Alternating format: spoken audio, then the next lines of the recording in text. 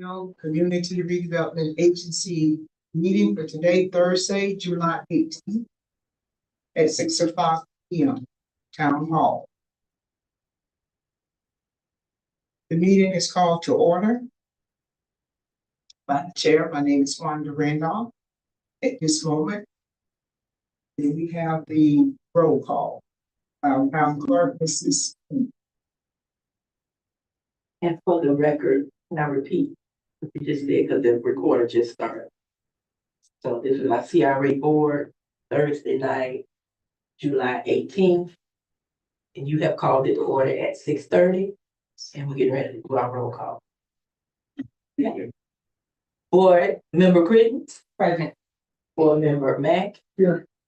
Board Member Daniels. Board Member Washington. Here. Board Member Gardner. Here.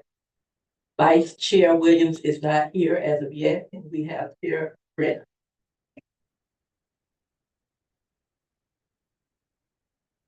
Next, we will have the invocation.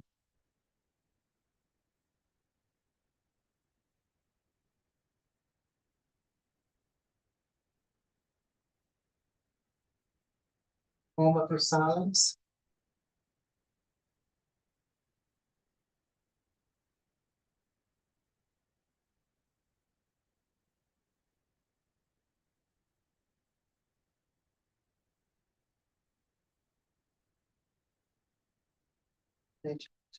Thank you. Allegiance to the flag of the United States of America, and to the republic for which it stands, one nation, under God, indivisible, with liberty and justice for all.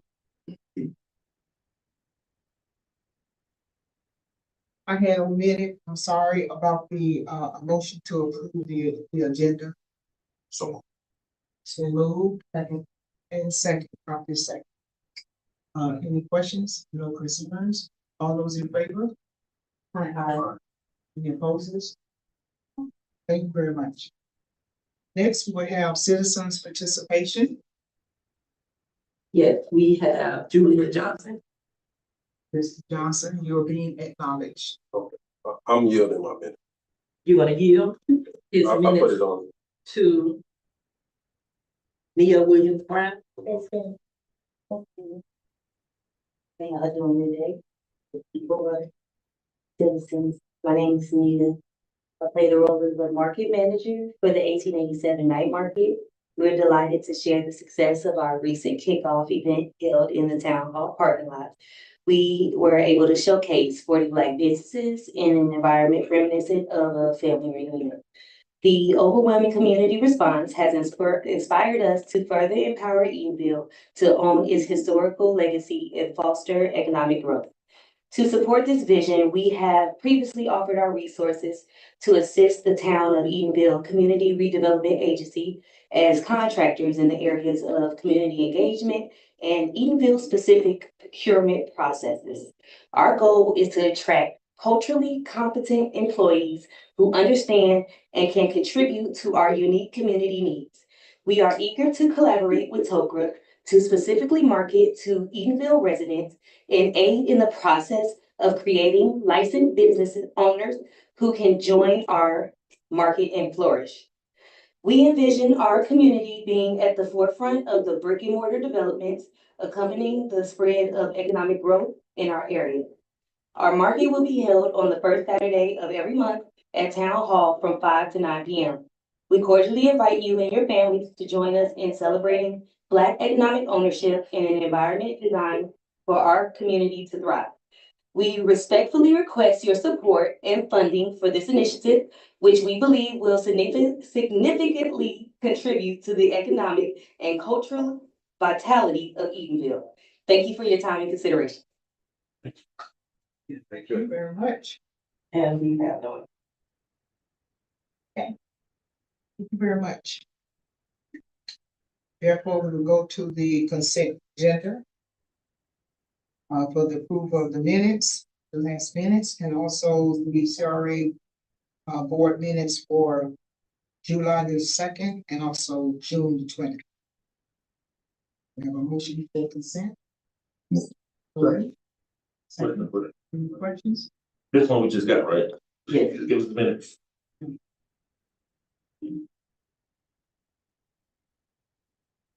Like we read them? No.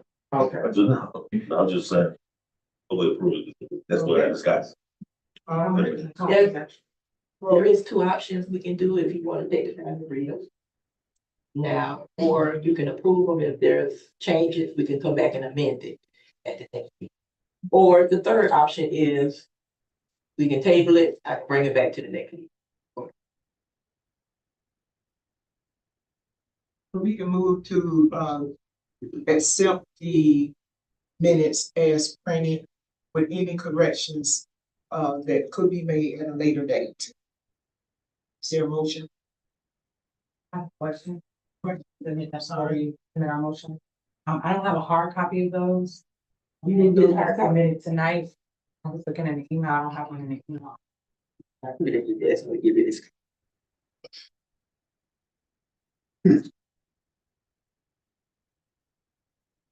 I apologize, probably the other side of mine. So that's.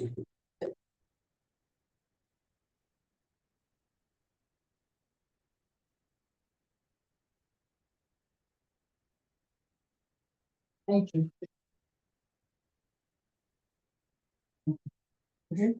No other questions. Thank you.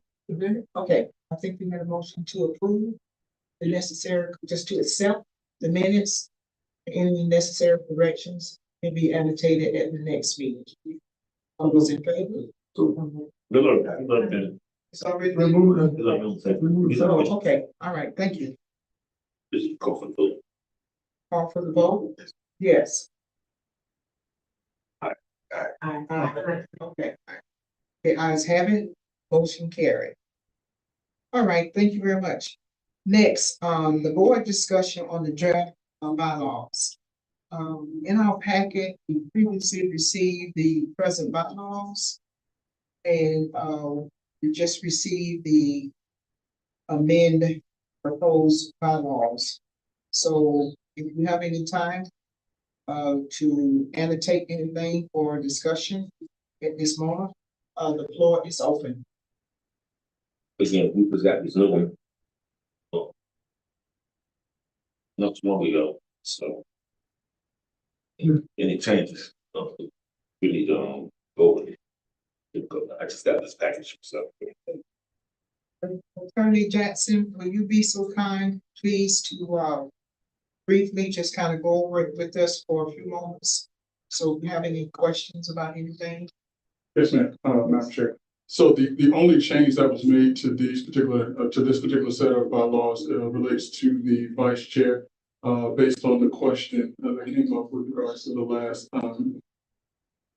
last election or last appointment of the chair and the vice chair. So I was asked to specify and clarify the language within Article 3, specifically paragraph 3.3, to outline the procedure of the process as to the role of the vice chair, particularly in the absence of the chair.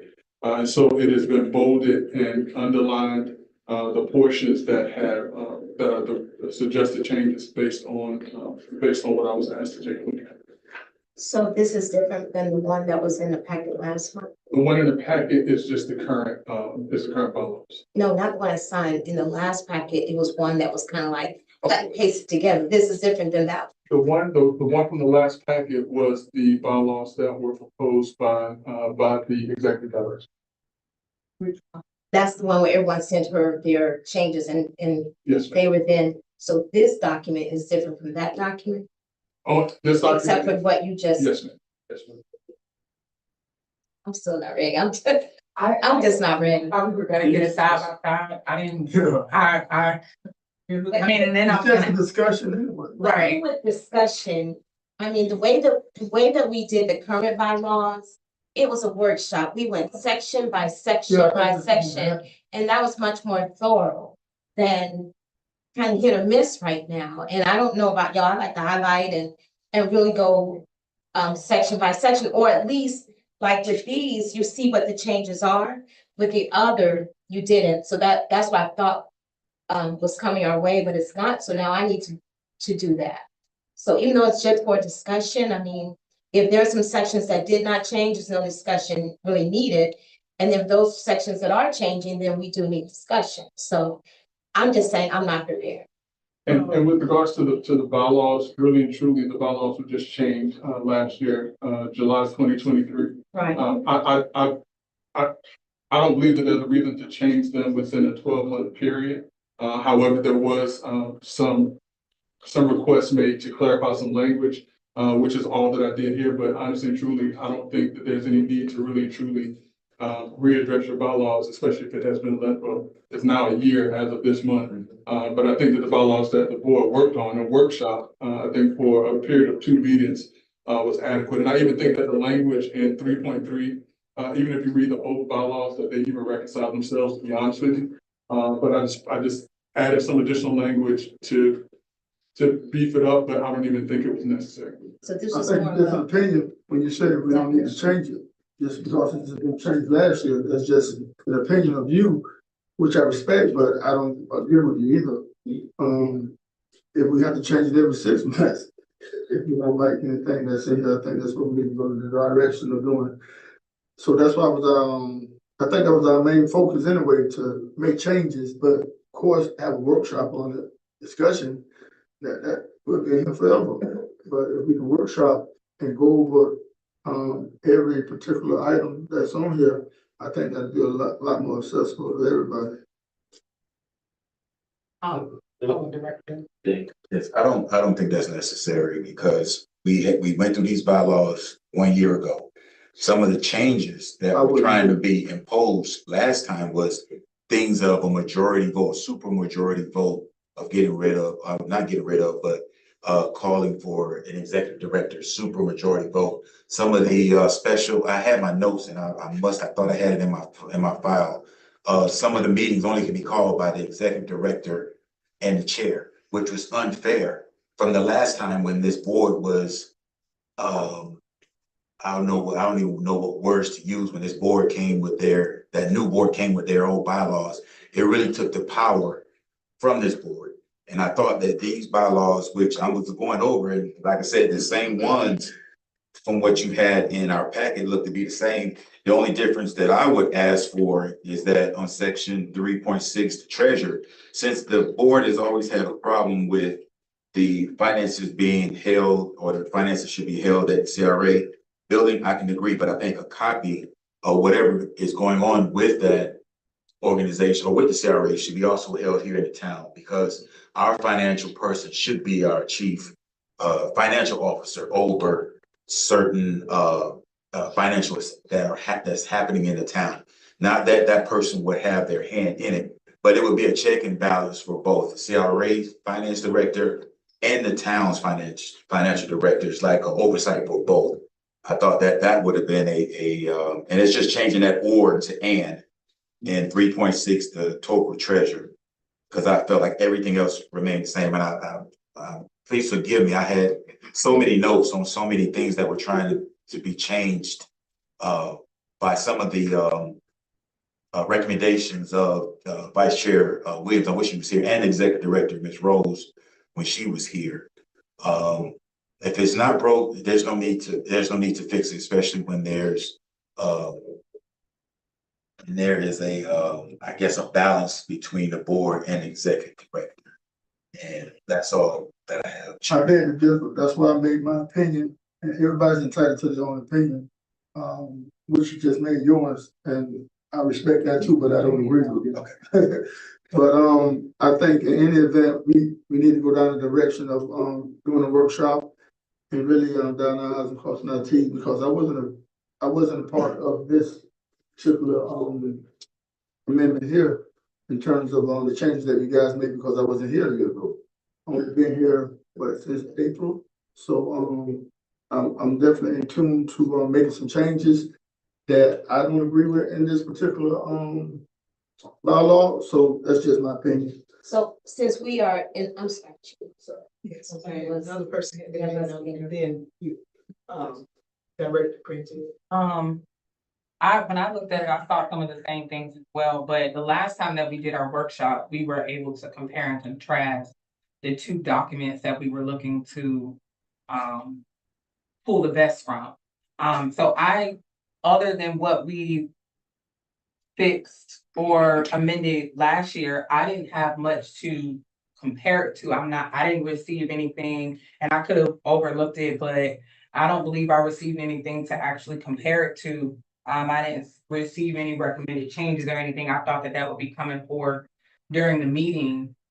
Did I miss something? Do y'all have? Last month.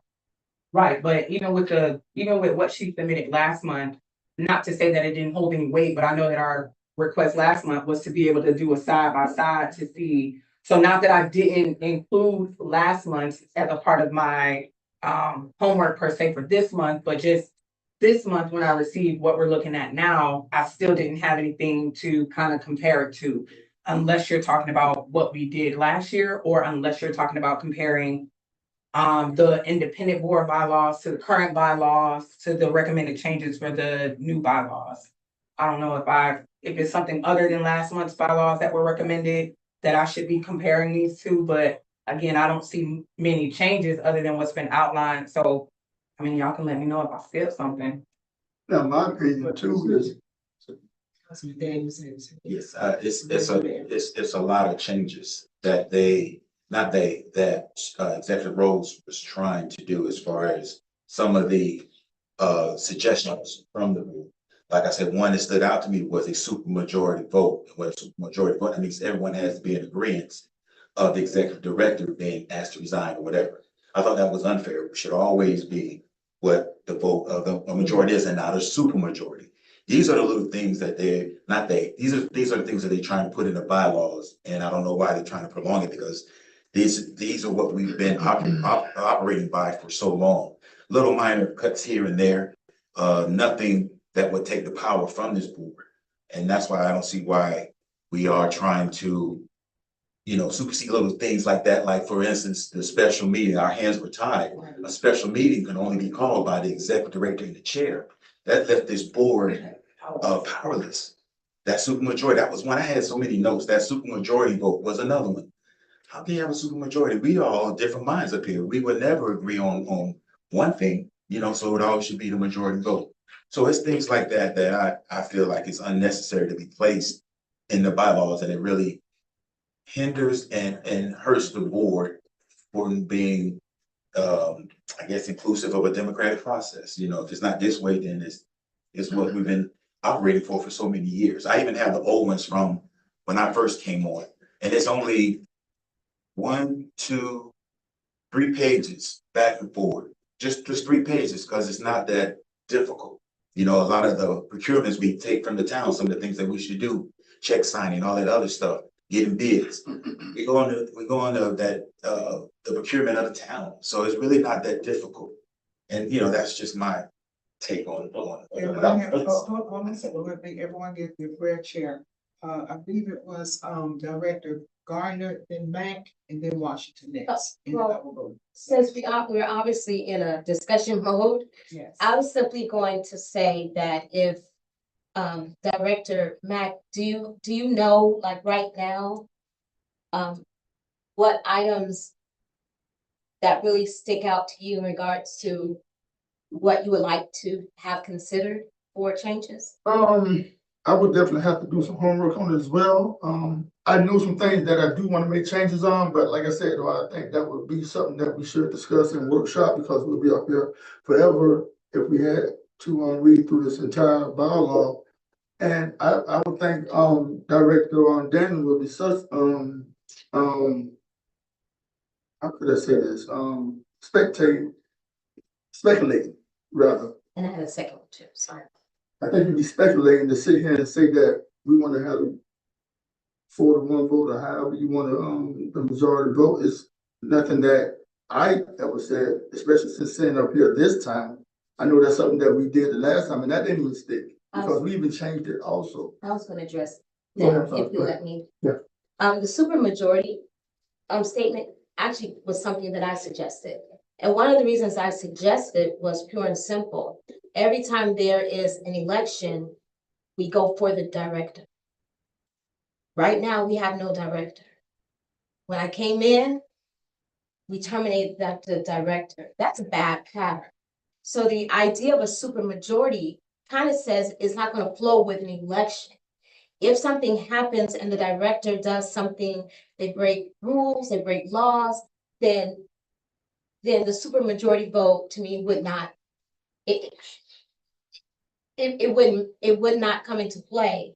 But in the event that someone simply doesn't, if there's no cause, and put like that, if there's no cause, then it should be a supermajority vote, because we have got to stop the pattern of just terminating or provoking the resignation of our directors. We have a lot going on in this town, and in order to move forward, we need to put something in place that says we are serious about keeping qualified persons in positions. Again, if it's for cause, considered. But if it's not for cause, then we need to allow quality persons to have an opportunity to flourish here, and we don't. And they haven't. Okay, Director Washington, you have some- Yeah, I was going to echo on 3.6 of the bylaws too, with Director Daniels talking about too. We definitely need to look at that there, because we definitely need the town. We don't need the town involved in CRA finances as the first person. They need to everything passed on to the town after, the audit and all those things there. So I definitely need to make sure the CRA handle the CRA information, finances. And if Hope Point One, with town clerk, I think once you get a full operating CRA, the town clerk should just be on the end of not really doing agendas. That's what this executive did back in the past, and the chairperson did. They did the agendas. I don't know, and whoever wanted anything on the agenda got with the executive director and communicated, so this is what I want to see on the agenda in that time matter. So I think a full functioning CRA office should handle CRA business, not dealing with the town. Even doing the minutes. She should be somebody else, should be somebody else sitting in besides the town clerk that work for the CRA.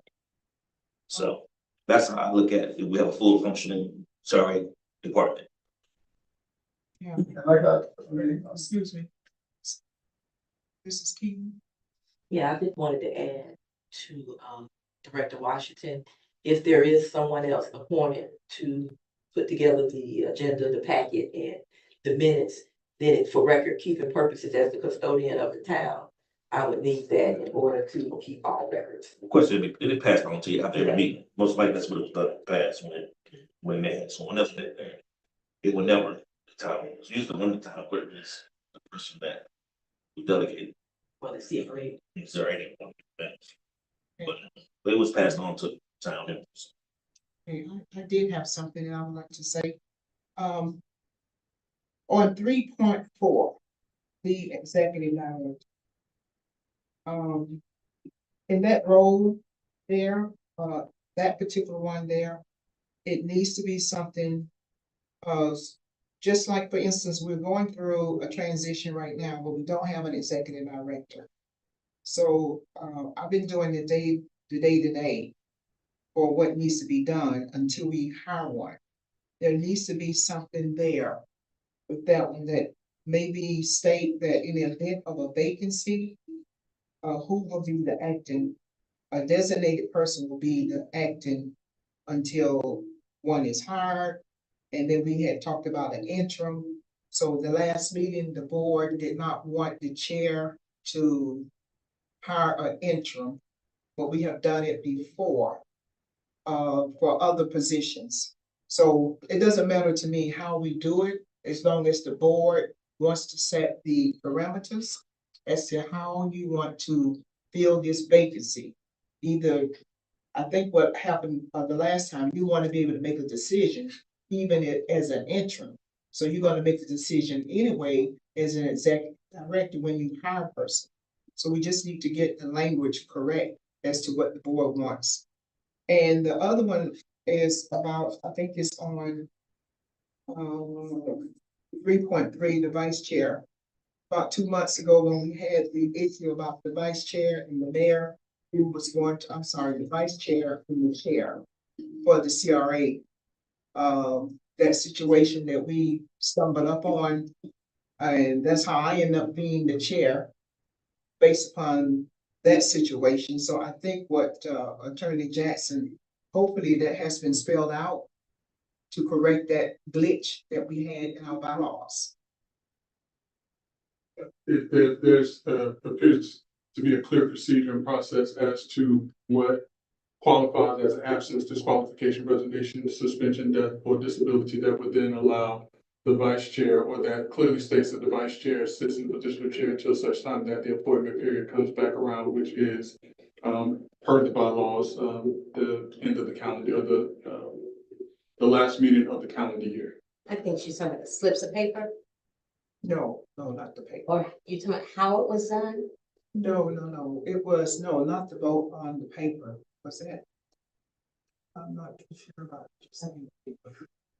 Oh, yeah, like those pieces of paper when we voted? You said a glitch, I didn't.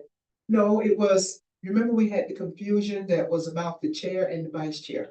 Who was going to be the chair or the vice chair? Like that was It was- because of the slips of paper. It was based on, Because that was in how. It was in how I went about with the, the vote on the paper. it wasn't on the vote, it was on how the person is nominated. I was trying to streamline it so that we don't go, okay, who do you want?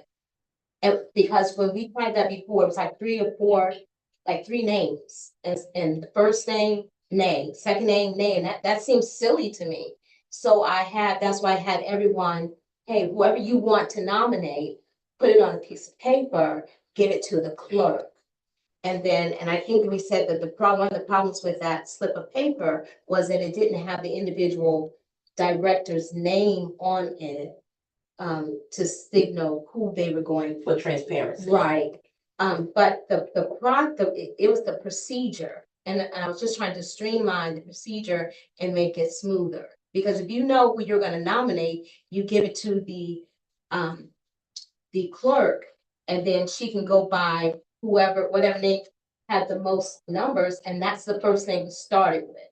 And that's all that was. So it wasn't a glitch, it was a procedural decision to try to make it smooth, but. But I do agree with We this. definitely don't have to do it like that. I do totally agree with this change as far as the vice chair. I think they should automatically go to the chair position. If anything disqualify them of sitting in that seat, whether it's death or whatever. So I'm in favor of that, but there's so many different other moving parts to this these bylaws that we're dealing with right now. And then we got pages of them, and some I'm in agreement with, some I'm not.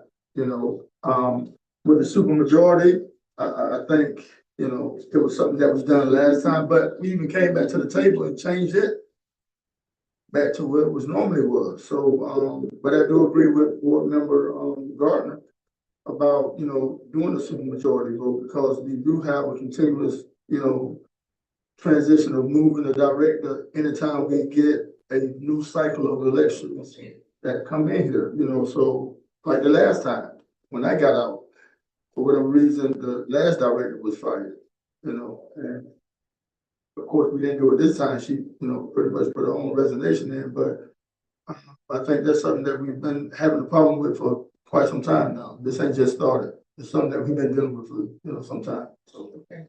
Well, it seems like to me, we would like to table this. It's just discussion.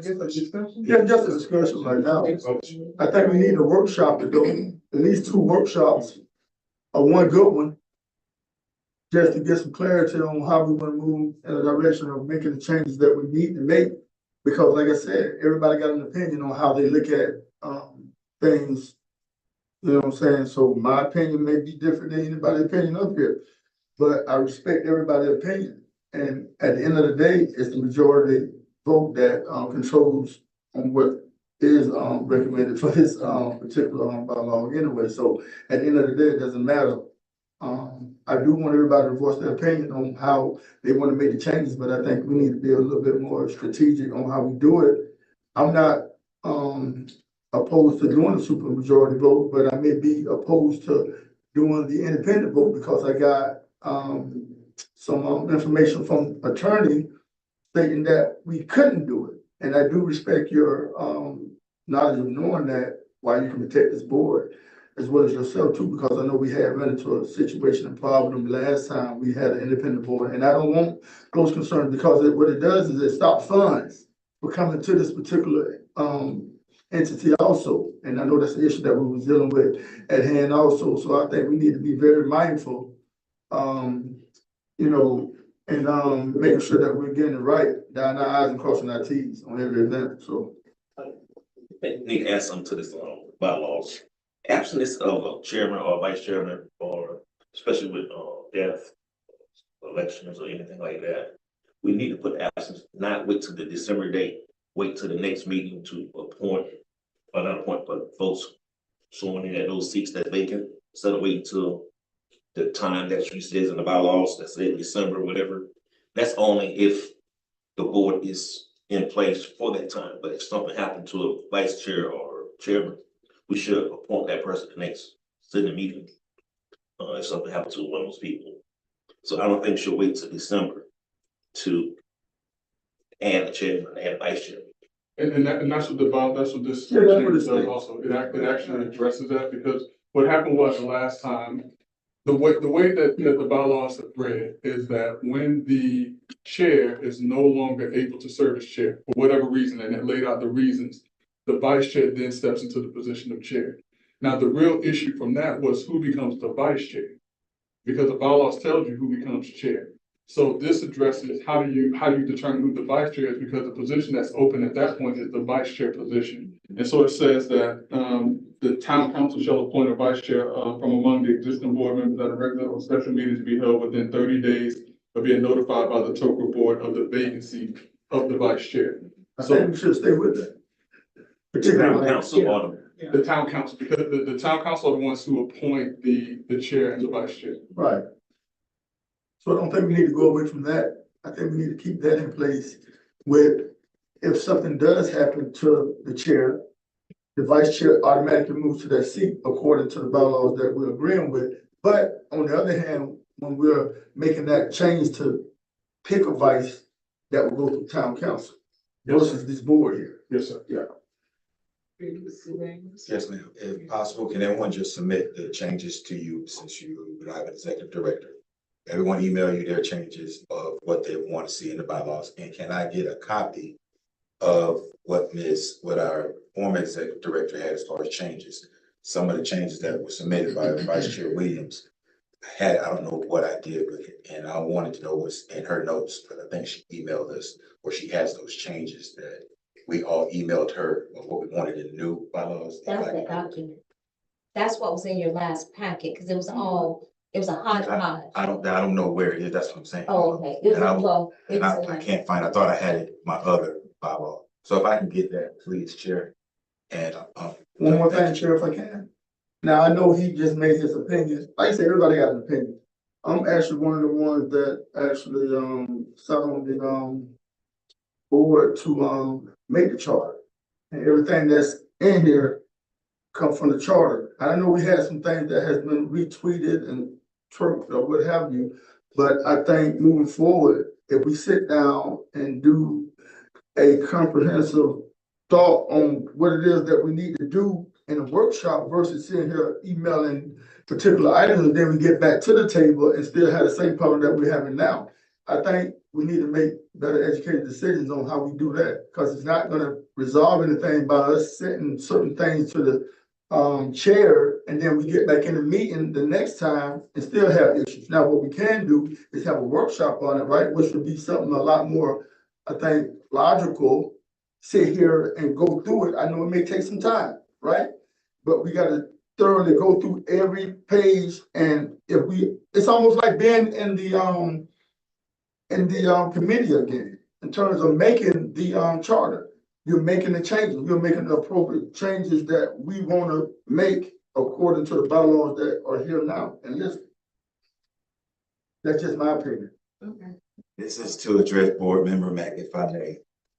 We're streamlining it when you give your suggestions to the chair or the executive director. So that when we do call a special meeting or workshop, we can go right into where we need to go to change. Everything else is good in this charter. I mean, in these bylaws. So whatever else you wanna add, you send it to her that you already got. Matt wants da.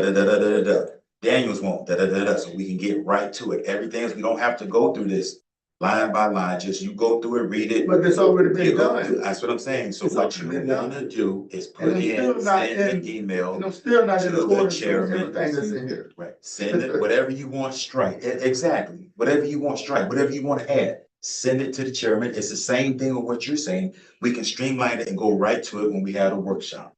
But I we've don't always know. been I down this don't- direction though. I I've don't- given this I to don't know. the former director and, there's nothing in here that I see that I was particularly, in favor of. This is not that document though.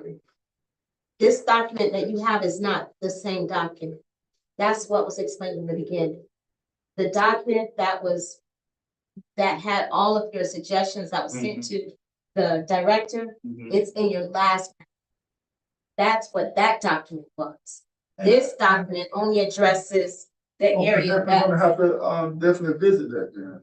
That's the question. It should be on the web, shouldn't it? It's probably an electronic, I'm not sure. electronic copy in your packet that you will receive. I was looking for it and I don't see it. That's why I asked, Oh, cause I went right Go to the on. website. Oh, it's on the website, cause I Go went to to the her website email. on the agenda, Mhm, page, mhm. and look for a meeting, I think it was June 20th. Right. It should be in the packet there. Thank you. Okay, Maybe meet earlier in the next meeting, and that will be somewhat of a workshop, if we meet like 5:30 or 5 o'clock, would that work? that will work for me. Sure. Madam Chair, if I could just offer a suggestion, if you all are gonna make changes, if you go off of the current bylaws, and then that way any changes made when you go in and input the changes, it can be redlined so that you can see what the changes are.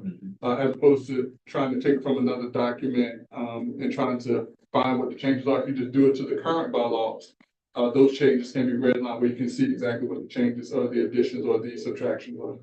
That's just a suggestion that once you get it, if you wanted to do that. All right, well, we'll send something out, so we'll be on the same page. Okay. Thank you very much. All right, next we will go to board decisions. Okay, we have the town clerk to read number 4, approval of resolution CRAR 2024-28. Resolution CRA R 2024 28. A resolution of the Board of Directors of the Town of Eatonville Community Redevelopment Agency, TOPRA, of Eatonville, Florida, Board of Directors adopting budget amendment 3 for the Circuit Performing Arts and Entertainment Event Center grant program funding for conflict severability and its effective date. Okay, you have heard the reading of resolution 2024-28. So move. Okay, so is there a motion? You just put a motion on the floor. Okay, So move. is there a second? Second. Any discussion? Y'all looked at the budget, did we, put that, did we get, we got awarded for the grant? Has been awarded? The grant has been awarded. It's an issue right now with the payouts right now. So, Tallahassee is in the process, the historic, office is in the process of re-issuing us a check for $250,000. That, we're going to be able to give everybody, Mr. Barney is here to try to walk us through what's going on with that. But, the office, what happened is that a check was written. It was mailed here on to this office, or maybe here at the CRA office, the old office across the street. It was mailed out on June 25th. We still have not received it.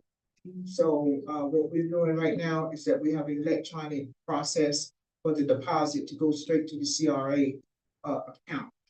So we haven't received any funds yet, but it's in the books. So should it be shown in the budget? These funds? Yeah, that's what this is for here. Line item. Line. You have a It's a line. line item for, because it will be $1 million. There's 4 increments of 3 increments of 4 increments of $250,000 that we will be getting. So this is the reason that we have this new line item budget for the, for this grant. And I'll be giving you a little bit more information a little later on, during my report, but Mr. Barney will also be giving some extra information for the board. Okay, there's no more questions? Are we ready to go? It's been moved and probably second already. We just need to put a vote on the floor. Okay. All those in favor? Aye. Okay, any opposes? Ayes have it. Thank you very much. Item number 5, approve a resolution 2024-29, authorizing the chair to act as executive director for the purpose of maintaining day-to-day duties until a executive director is hired by the board. Isn't this like already in the bylaws? Like the rest, this is already, except for the 30 days. But then if that's the case, then 30 days are up. No, I wasn't showing that language in the last. No, This is a new one. Well, not the 30 That's not been days. approved. the other one was an interim, Yeah, it the was, previous one. that language wasn't So associated in the back to- bylaw. Went back to do this one, so that way it can be, it doesn't have to look like it's two things going on at one time. So is there a motion? I'm gonna go ahead and so move it, but question. Second. Or it's been moved. It's been moved. Second. With Is question. there a second? I want second. No one. Is there a Have you put a second? motion on the floor? I was second. Second, Have you put a motion on the floor? yes. So I moved it. Now you second it. With question. Question. Okay, now, okay, with the language that we're seeing here now, with the chair as the acting executive, do that require the last time when we had the meeting, would that be associated with the 30 days or would the 30 days start now? You understand? Because the director left, what, July 2 Fridays ago? July 5th was her last day. Okay, which was, 13 days ago? So would you just be doing that for 17 more days? Or until the executive director is hired. That could be a year. And it's okay. And I'm not in agreement with that, so that's why I said that to say this right here. I know we got 12 applicants for this particular position right here. I've had an opportunity to read over, I don't know if anybody else had, but, I'm definitely in favor of interviewing at least 3 of them to see if we can go down the direction of hiring someone almost immediately, because I think it's a need for it. That way it takes the pressure off you because you're a whole councilwoman that has other things to take care of. Besides you doing the duties of the executive chair, I think we need to move in the direction, especially when we got 12 applicants, of interviewing someone. And I do want to interview all 3 that I want. Now, it can be all 12 too, but I've seen 3 that I'm particular about. Now, with that being said also, I think we need to go ahead and move in the direction of hiring someone immediately almost. It's already been put out for ad. There's been people already applied for it. There's a lot of qualified people for this particular position. So what we need to do now is move forward with hiring someone instead of sitting here continue sitting on our hands and putting the pressure on you. And I don't want to do that, especially when we got grants that haven't already been sought or put out there. I know we got at least 1 or 2 that we're still dealing with. I know the one we just voted on would be in the line item, but we still got a check that's lingering out there still. So if we can, just make sure that we're being strategic in doing this process right here. I don't want to put that pressure on you. That's why I want to go ahead and move forward with doing the interview process and hire someone immediately. Instead of sitting here going back and forth and having to wait for another CRA meeting and possibly a special one. I don't want to do that. I want to go ahead and hire someone now, especially if they're qualified for the job. Why would we sit here and have 12 applicants and not move in the direction of hiring someone, but put you there temporarily when we got 12 people that's already applied for? And that's just protecting this board and protecting you, because I know you're not a director, you're not an executive director, you're playing the role of one, right? But if we can get someone here with tremendous experience in these particular things that we're trying to do. I think it'll help us push the process of doing things in a more timely manner also, and we'll have someone sitting in the seat versus no one sitting in the seat. Okay. Director Chair. Davis. I believe in you. I think you can do it until we get an executive director hired. I won't be presuming that you can't do it until you get yourself in there and see if you can. I believe in you, and I'll be supporting this until we find someone. I also will be getting with staff to see about the applicants that I'm in favor of as well, or like to interview. But I think you can handle it. Well, it's been 12 applicants for over a week now. You know, if you read our emails, I think we'll be aware of that. And I think that's the part that we're dealing with too. A lot of people don't even know that we do have applicants that are particularly for this position right here. And I think we can ease our minds by being a little bit more transparent across the board and wanting to interview these people versus sitting here having these people put these applications in and resumes and don't say anything to them. What's the purpose of even putting it out for ad when you're not even looking to even hire someone? They sit in the seat, but you want to sit here and go in the direction of hiring. We're not hiring, but having the chair sit as the executive director, that's foolish to me. Now, there's, like I said, I'm just only one vote up here, but that's foolish. When you got 12 applicants that are very qualified to do the duties of being the executive director, why would you do that? Go against the grain of even going through the process of even trying to hire these people and say you want one direction of having the chair there.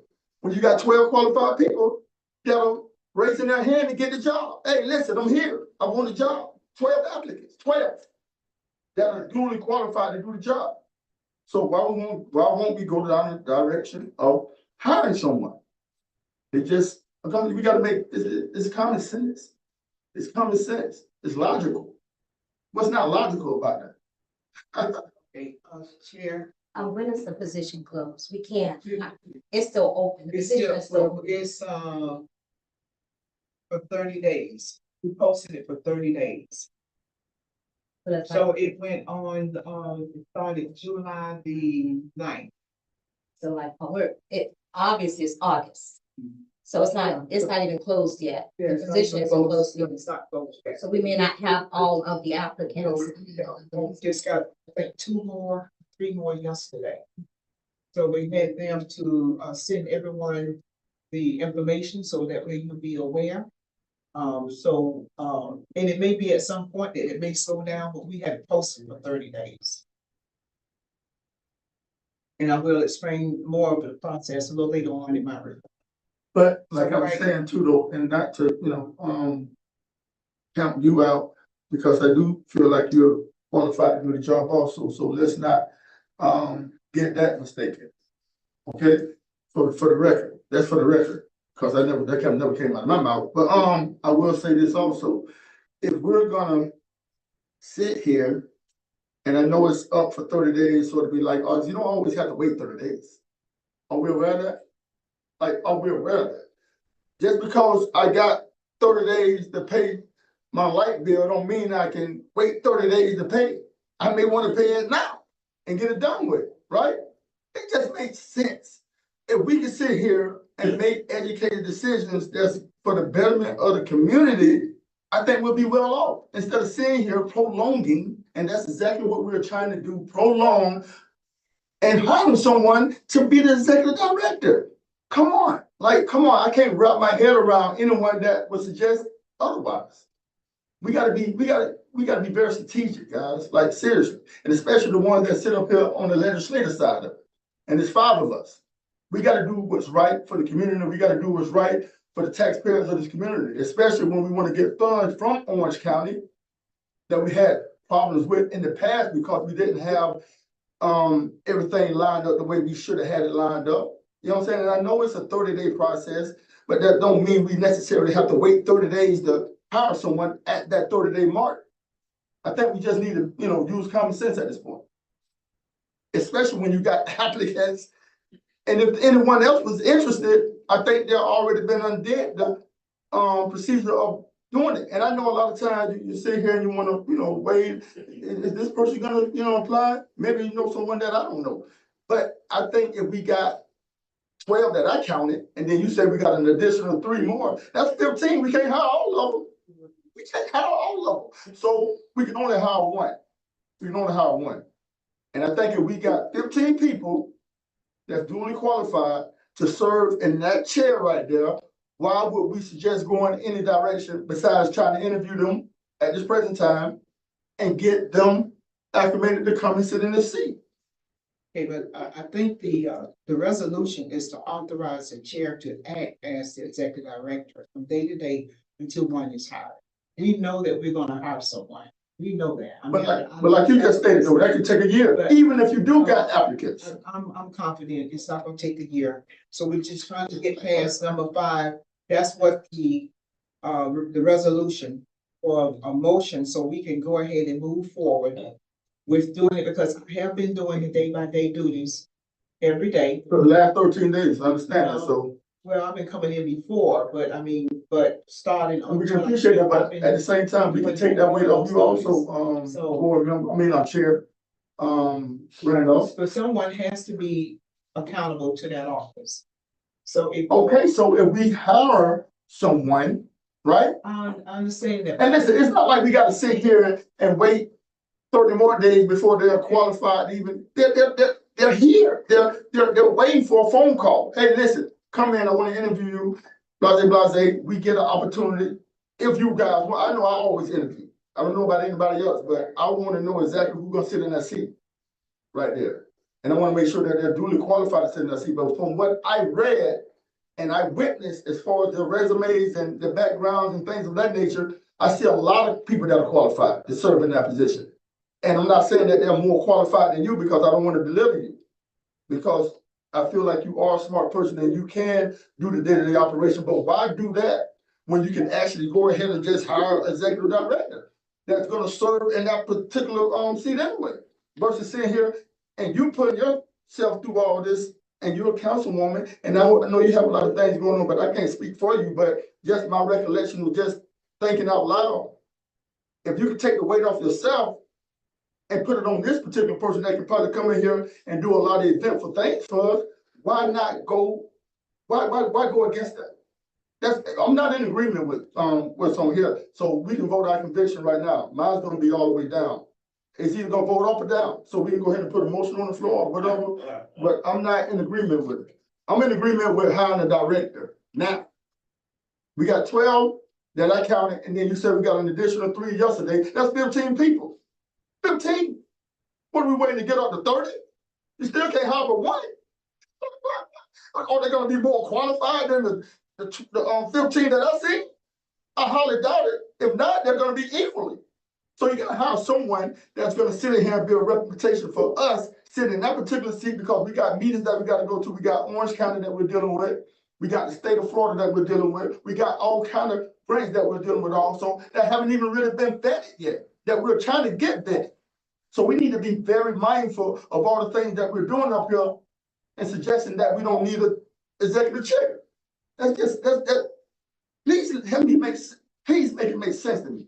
If it makes sense to me, I'm in agreement with it. But at this point, it doesn't make sense to me. And anybody with a brain and logical sense would sit here and say, well, they got 12 applicants, and then she said the additional 3 got put resumes in yesterday.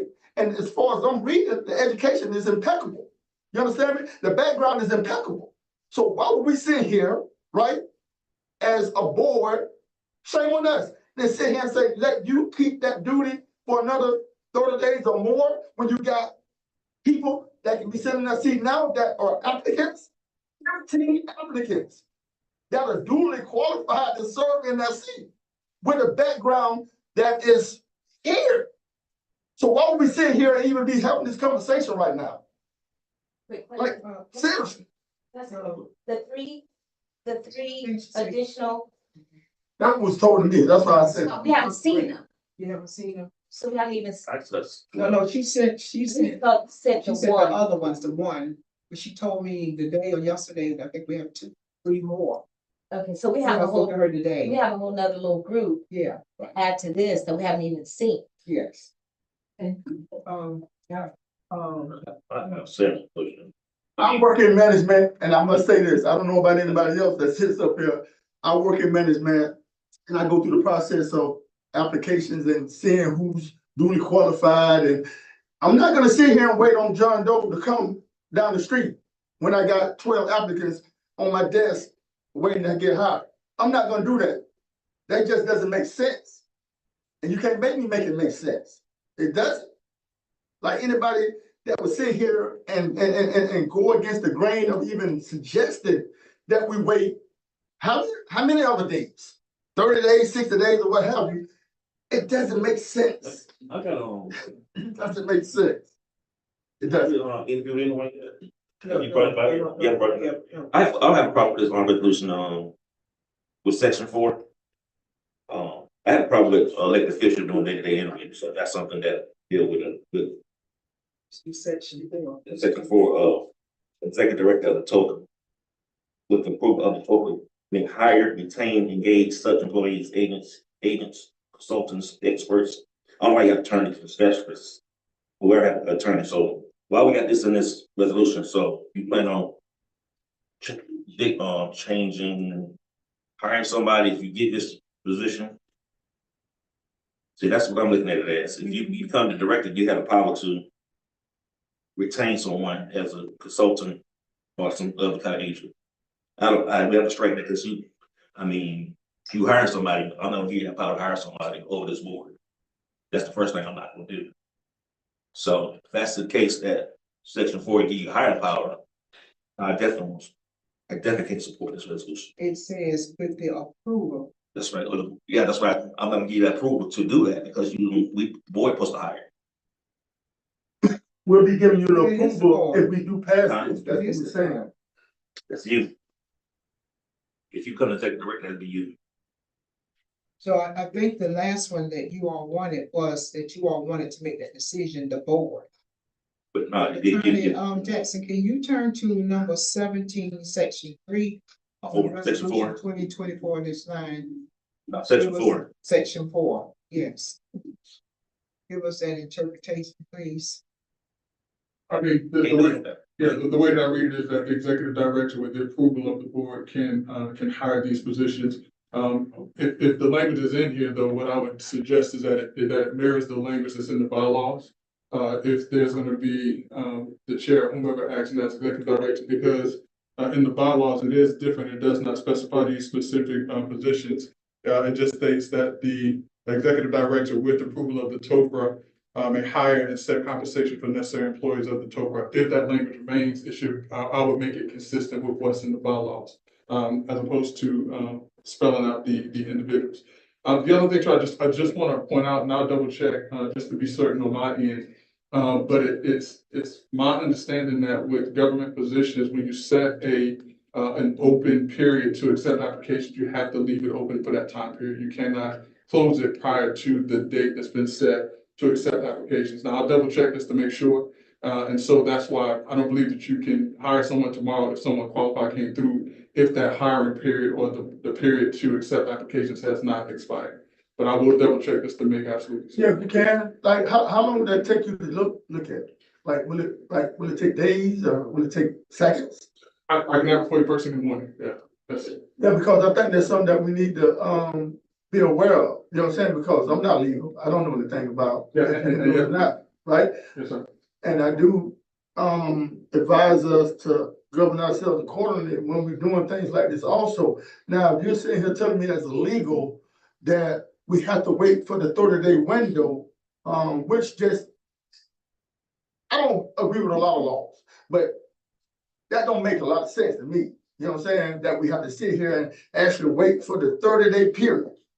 You know what I'm saying? Now, I know it's policies and regulations that are put in place with a lot of different things that we do in this world, but on this particular item right here, you know, and like I said, I may be wrong, but I don't think that you would have to sit here and wait 30 days to, is it true that we have to wait 30 days? I mean, okay, my experience on that is that I know in private industry, they can just basically do whatever, but the problem is that sometimes you'll be held accountable and liable.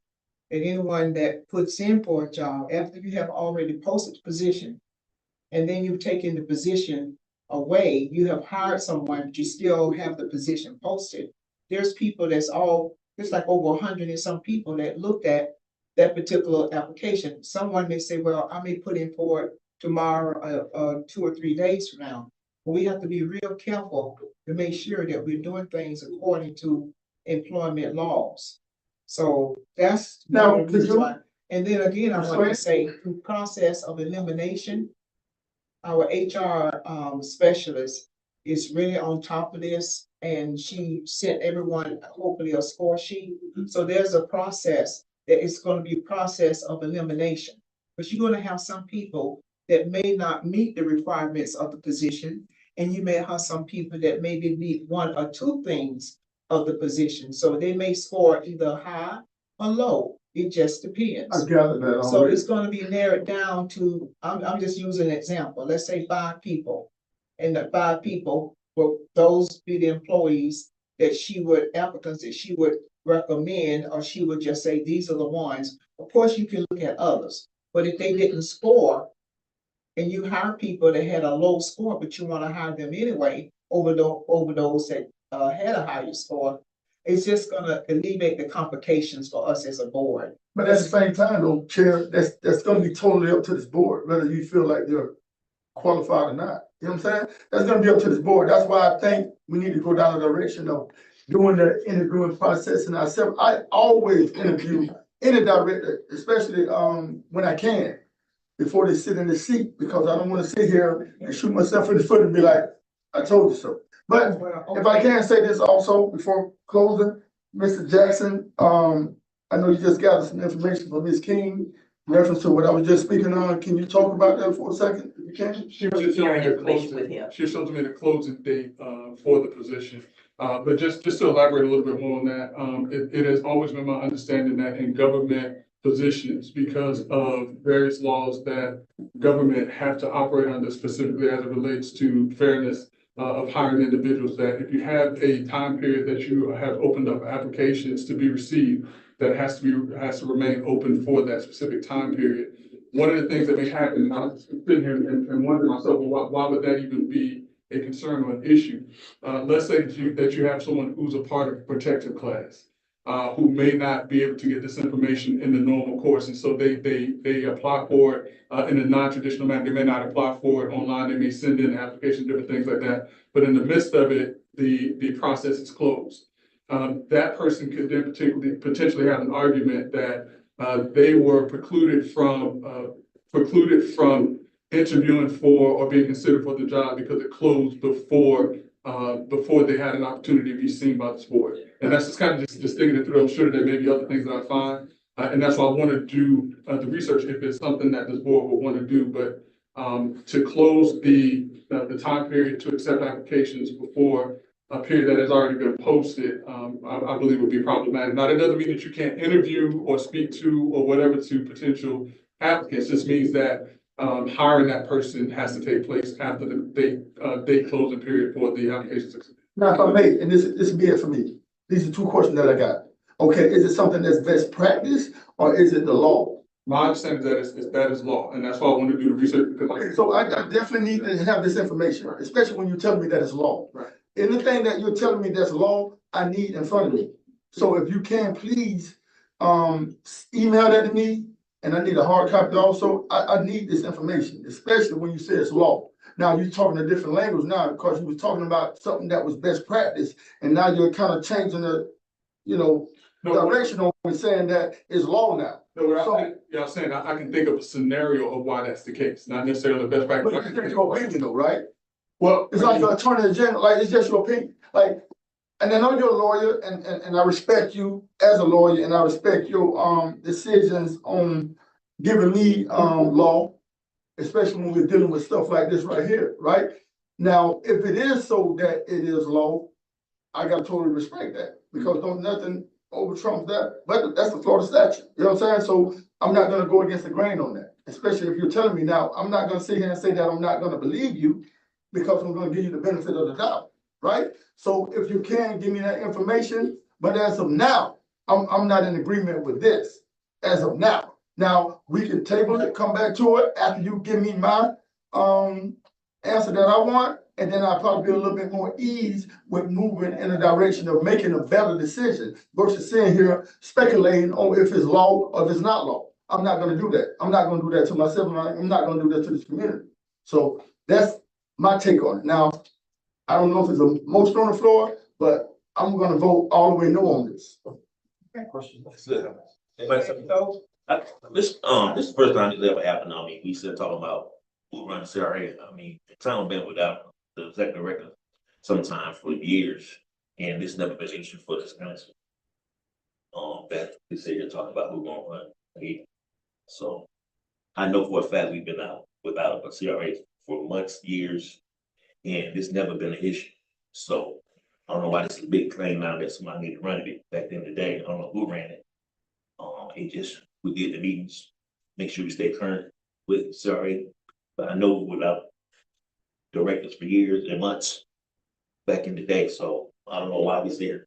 As long as that's out of here, I've always had a director. Now, trust me. Now, that's probably something that you did, Yeah, or you sat up here a lot longer than I have. it's been years and months we went without executive directors. I believe Board Member Washington back in 2016 and 2017. As a matter of fact, I kind of served in that cabinet board for I about. was here then, so.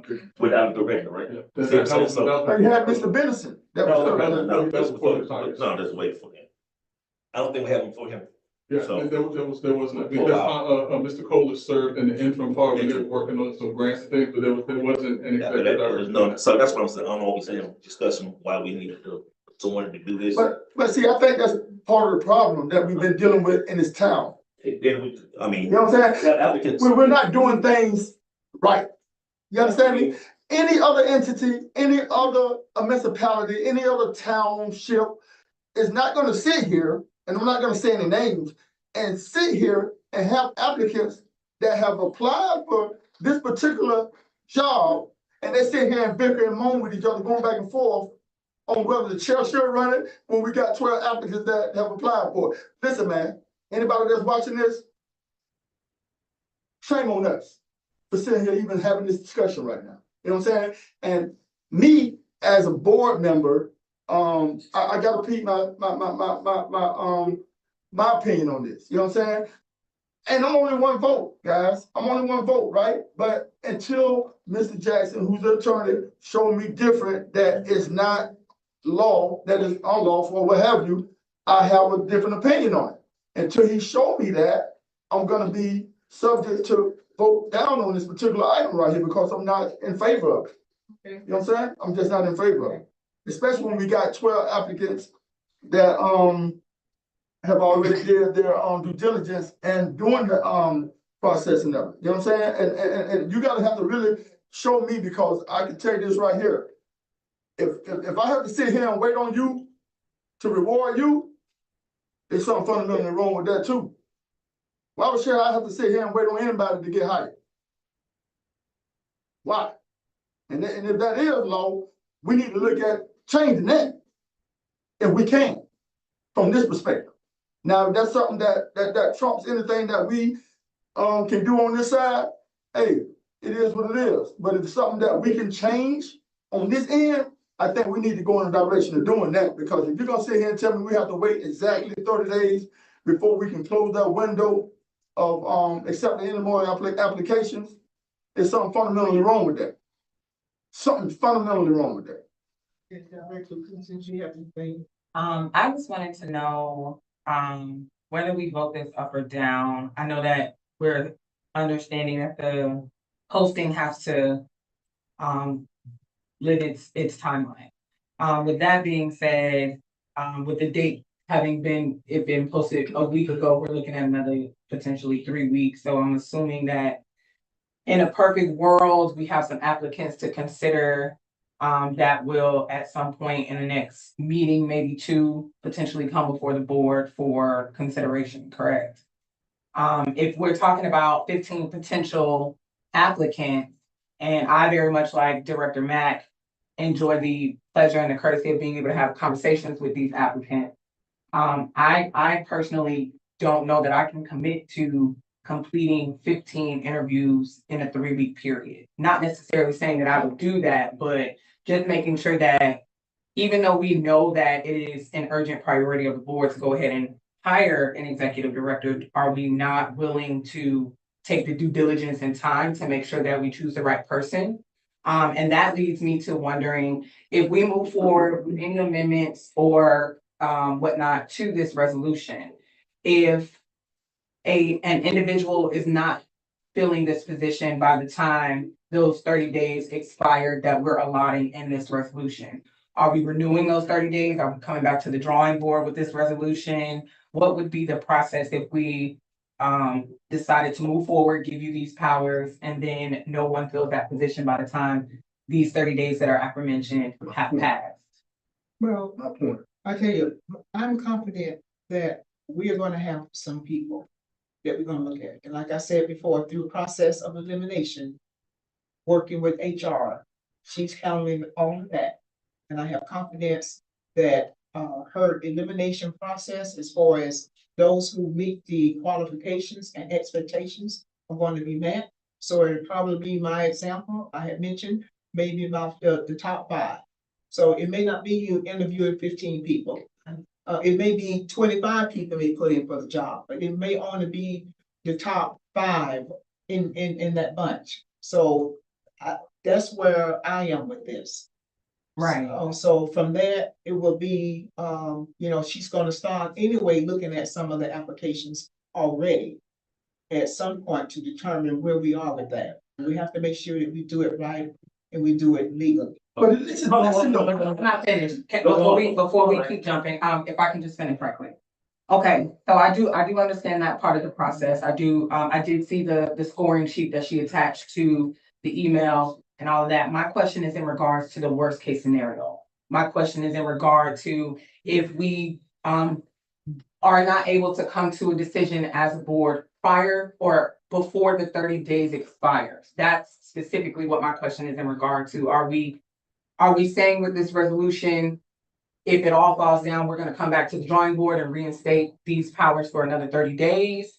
Because again, I think the main thing in this is the day-to-day operation, ensuring that the agency is run as if a director was here. And I also wanna speak on what Director Washington said. There have been periods of time where years have gone by and there has not, when I was appointed to this board, there was no director. And to my statement at the last meeting, it was all on the mayor's back, all on Chair Gardner's back. And the agency ran.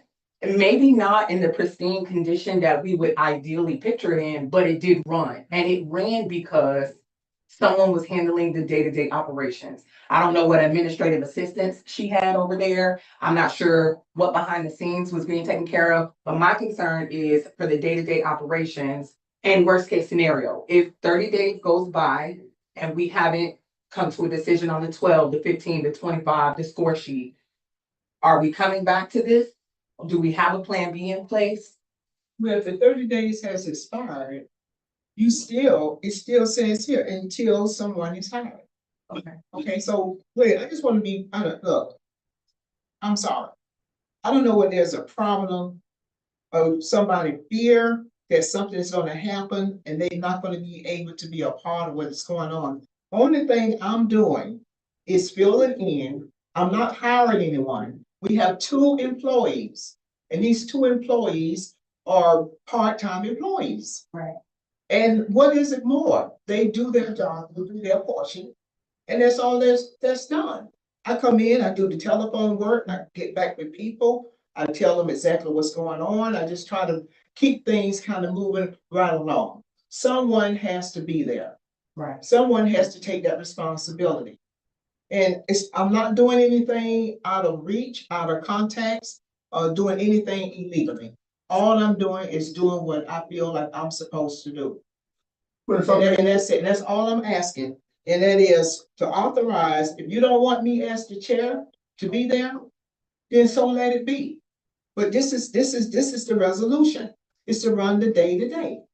That's all it is. But according to that though, Chair, like even right here, employees, agents and consultants, in accordance with the town of Eatonville, policies and executive directive of TOCRA, with the approval of TOCRA may hire. Now you're telling me that you're gonna be able to hire them? I'm not hiring anyone. We already have 2 employees. I with the approval of the With board. the We already board. have- I know, with this, The board. Right, with this. no, we're gonna approve this. Anybody, no, But you- no, but in that specific one, because I think Director Washington brought that out as well, the hiring part. And I could be wrong. We're gonna approve it though right now, though. If we approve her to be these responsibilities, what we're saying is for specifically for the hiring, and correct me if I'm wrong.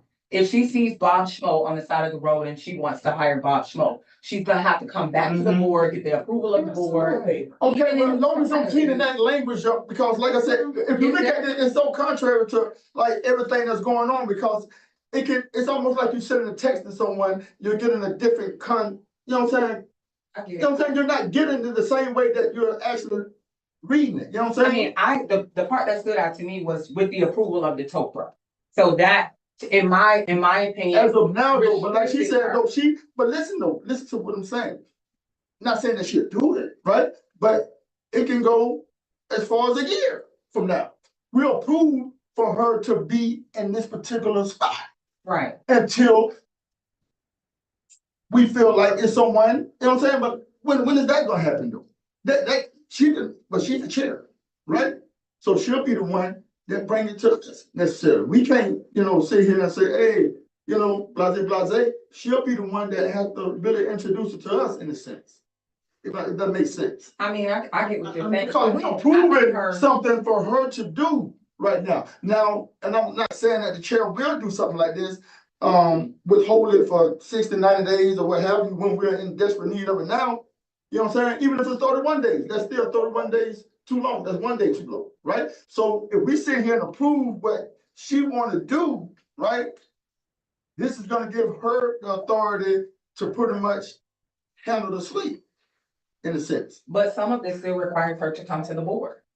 I understand that, but when she come to us, Okay, let me just. I mean, but we Let me have just the say authority this. to I add want to items know to what- the agenda as well as board member. I want to be able to say this. I have no control over anybody or any applicant or anyone that has any control of it. I have no control at all. I'm not even involved as far as the selection, who's gonna get the job, who's gonna get selected, nothing like that is going on. I don't know what is the problem. I just don't understand what. the problem is everybody got an opinion. That's the problem. And everybody's entitled to their opinion. So I can't sit here and be mad or disappointed at you. I'm not. I love everybody up here, but I'm entitled to my opinion on how I look at this particular item right here. You know what I'm saying? Now, my opinion is not gonna line up with yours. It does in a sense, you know what I'm saying? But I definitely don't agree with a lot of people that are sitting up here, especially on this particular item right here, in terms of, you know what I'm saying, doing the day-to-day duties until the executive director is hired by the token, which is us. So when is that gonna actually happen though? You know what I'm saying? I don't wanna be argumentative about it because I'm not. I just wanna make a statement to make it make sense to me though. You know what I'm saying? But like I said, I'm waiting on Mr. Jackson, who's the attorney for the CRA, to give me some clarity on if it's legal or not legal. And that's gonna be able to make me determine on exactly where I wanna go at with this. You know what I'm saying? And if he does give me the language that states that what he states, I will be in agreement with it, say, okay, we'll do that then. But until then, I'm gonna have my own opinion on how I look at it. Okay, all right, thank you. Okay, guys, we're going. The thing is, you don't need to get a turn opinion. Only thing you do is fill out your score sheet. Everybody fill out your score sheets. Score your people. Whoever you want, get it to the HR. You gotta put your name on them, so I ain't gonna put my name on mine. So you turn them in and see where I'm out and see who the top 5 is, or 3, however we I'm want in to do agreement it. with that. So that's all it is. We do our diligence. I'm in agreement with We that. got 12 applicants right now. It says 3 more in the pool, in the portal. So when we get those 3, do your homework. Do your score sheet on the ones you have and turn them in. Like I said, I won't put your name on them, so you won't be, yeah, I so, think that's a great suggestion. so Okay. let's do it and do that there. If we still talking about apple and oranges, just do the process. 30 days, we find some 30, 15 come in the 30th day, she got the 12 already in. We already did it. So So we need to go ahead and scratch this that's on here and move it in the direction, Chair, if we can, in the direction of what, Board Member Washington just said. And I think it'll be a lot more simplified to do it that way versus sitting here tug of war with each other. Chair. Chair Gardner. I concur with Director Washington, but I would also add, since we got the first email of applicants in one email, that could be like the first part. And we could also start begin those interviews. So if we turn in the scoring sheets and they are rated, here's the top 3. Then we can start interviewing those persons. And then once it's closed, then we can do the second part. So we don't have to wait until it's closed to start the interview process and scoring process. We want to get that done and get it started. So we can cut some of that time. So that's the process that she had discussed about the process of like elimination in a way. Right, Cycle. we get in parts. Yes. We don't have to wait until all the applications at the start. end. Yes, Interviewing, right. exactly. Okay. Well, we need to go back to number 5. In fact, I just kind of lost my concentration. Where are we? Did we put a motion on the floor again? So we gotta take it back. Okay, we have already had our discussion, so we ready to vote? Okay. Okay, we ready to vote? Hold up, question. Now, are we voting on the item that you have or the suggestion that, Board Member Washington has? This one, the resolution, Vote on the on resolution, the resolution that's the hand. 2024-29. And then my follow-up question would be, are we voting on it as it reads? I know I heard the director mention that there was some amendments that they wanted to make to this specific resolution. No, it's gonna be one shot. No, No, I specifically heard the director mention that they didn't like a specific section in this I like resolution. section 4 at all, definitely. Right, right, so there was, I just, You're talking about the bylaws, we're talking about the That's what I'm resolution right saying. here. No. That's what I'm talking about. and I'm asking because I know we're about to vote and I'm asking if we're voting as it reads right now, or if we're, as a board, making some amendments based off No. suggestions and recommendations by other board members. I just don't like that 4, so that's what I said, that's why I can't support this one. So, okay, well, we ready to vote. Okay.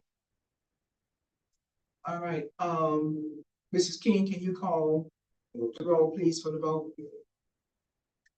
Hasn't been voted on yet. Yeah, you have Yeah, make to the- call for the question. Okay. I thought it was. The motion and the second. You were saying Yeah, you call have for someone that moved it Move. and someone that seconded. Now you have to call Call for for a question as the chair. Question, the- did that part, that's we it. already did. All in favor? All in favor? All in favor? Aye. Aye. Opposes? Nay. Nate, Gotta go aye. Because it does not include hiring. It's just doing day to day, and that's what you're doing now, so. So we have 4-3. 4-3. 4-2. 4-2. 4-2. 4-2. Okay. All right, thank you. Thank you very much. All right, next we will have the staff reports. Steve? Yes, I have copies that, Brittany provided for you all to take with you tonight. These are the bylaws from the last meeting. And then you have the draft that was given tonight if you wanted to do this side by side. Do have those tonight.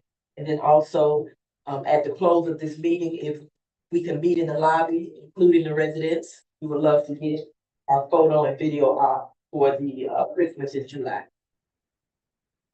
Okay, that's it. Attorney Jackson? Board Member Gardner? Thank everyone for coming. That's my report.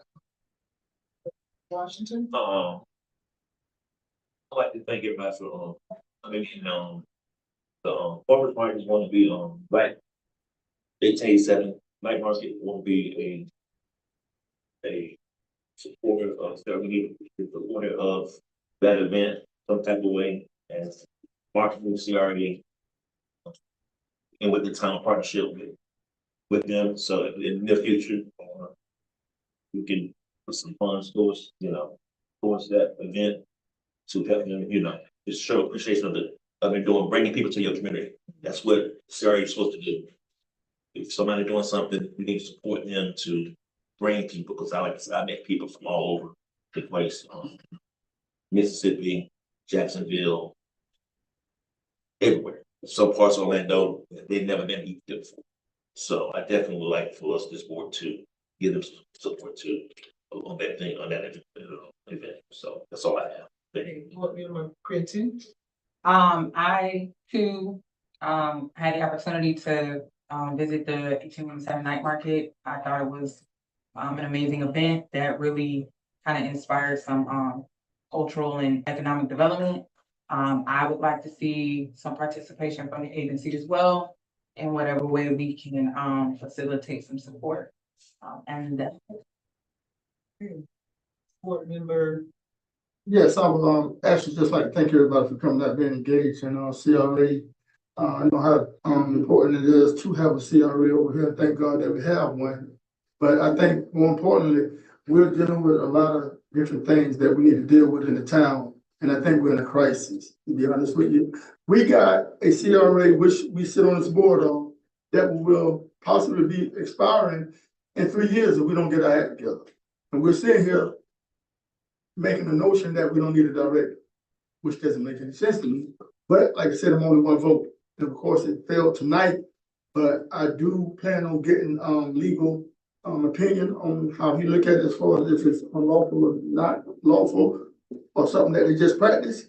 But I will say this also, I received an email from a concerned citizen, 1887 today, reference to a director.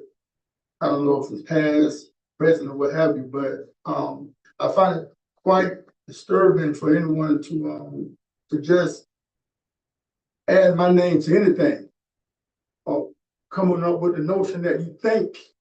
And see, that's the thing that people have, especially a lot of times in this community. You can't make assumptions because you feel a certain way. Don't mention my name unless you got facts. It's called defamation of character if you ask me personally. Now, if I go after you,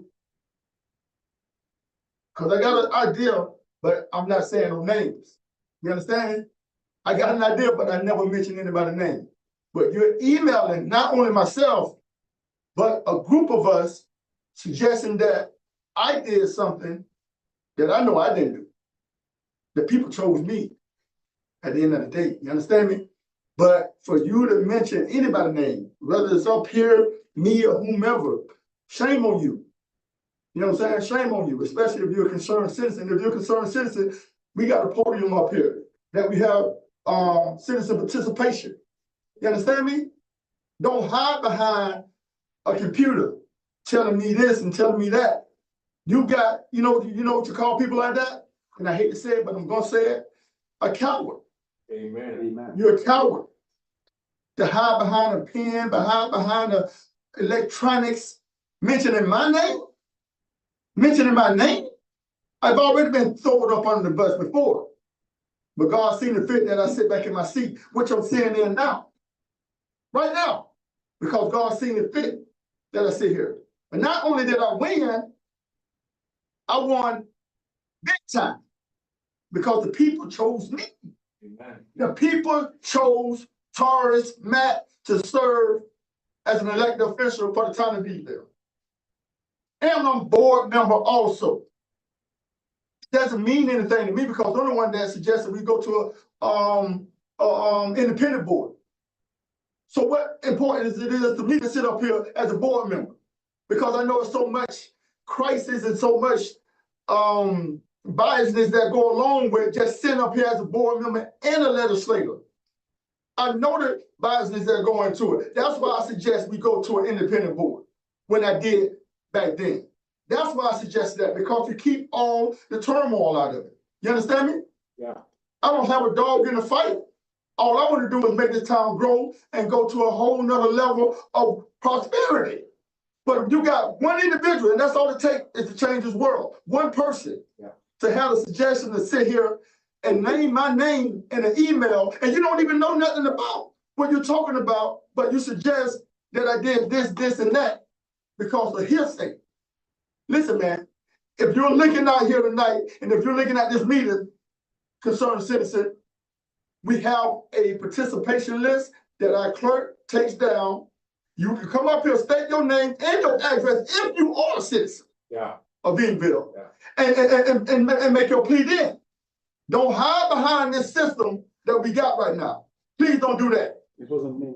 No, I'm just saying. I'm just speaking in general. But I say that, and I'm done with that, right? But anyways, I want to move forward with this community center that we supposed to be getting or suggested to get with the grant that we got available that's worth almost $500,000, which is a lot of money, pretty significant money, right? I suggested that we do a community center, well, not community center, but a community policing center where we tore the Dixon property down there. But that was shot down also. It was just an idea.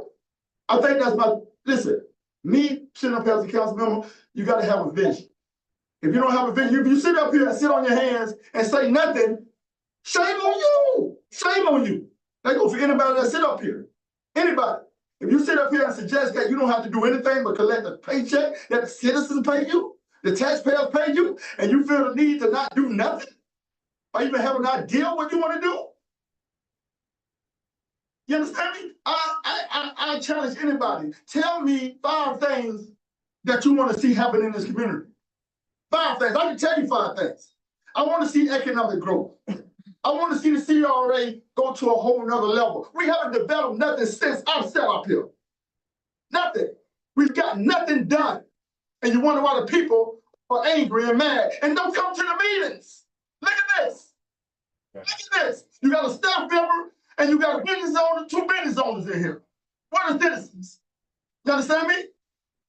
And then thirdly, I want to make sure that our kids are getting the best that they can get.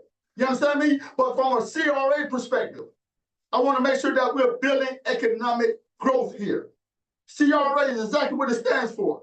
Community Redevelopment Agency. That's right. We haven't done none of that. And I can tell you this also, and I'll be done. We have a program associated with the state of Florida that consists of a 3-year deal that would help us transition to a whole nother level in terms of getting an amphitheater here, getting a state-of-the-art recreation center for the kids, doing something to the effect of having what Crane Roots got over here with our lake support over here, in terms of other things. But guess what though? When the previous administration got in here, they shut it down. And not only that, they fired the director that was in place in doing it. But not only that either, he the one that got all the grants for it. You understand me? These are the things that the people need to know, right? The people are lost. They don't know what's going on. But guess what? Charles Mack is going to tell you everything that you need to know. That's why I suggest you guys come to these meetings, be attentive, be engaged in what's going on in your community. A lot of these people don't even know that we're a city at large. Right. We're a city at large out of 11 in this country. And we're a Black community. Established August 15, 1887. Found by 27 men that had a vision. You understand me? They're doing cartwheels in their graves right now because we're sitting up here not doing the due diligence of this community. They bled, tears, and sweat. You understand me? And we sit here talking about what this is and what that is. Listen, it's up to us as people, Black people, people of color, to make a difference in this community. Ain't nobody gonna give you nothing. We got everything. We got all the resources in the world. We got all the money. Listen, we get money that we don't even spend because we're not in agreement with what I suggest or what anybody else suggests. Come on now, let's make this make sense, guys. I'm not going to be up here long, man. I just wanted to share that with y'all. But hey, listen, and this is my last thing. And I know we had a vote on tonight, and I respect everybody. I respect your minds. I respect your personalities and everything. But I'll tell you this right here.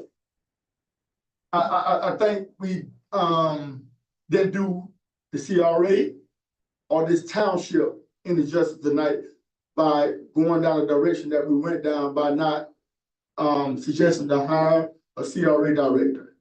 I think we did this town injustice, especially the taxpayers that paid us.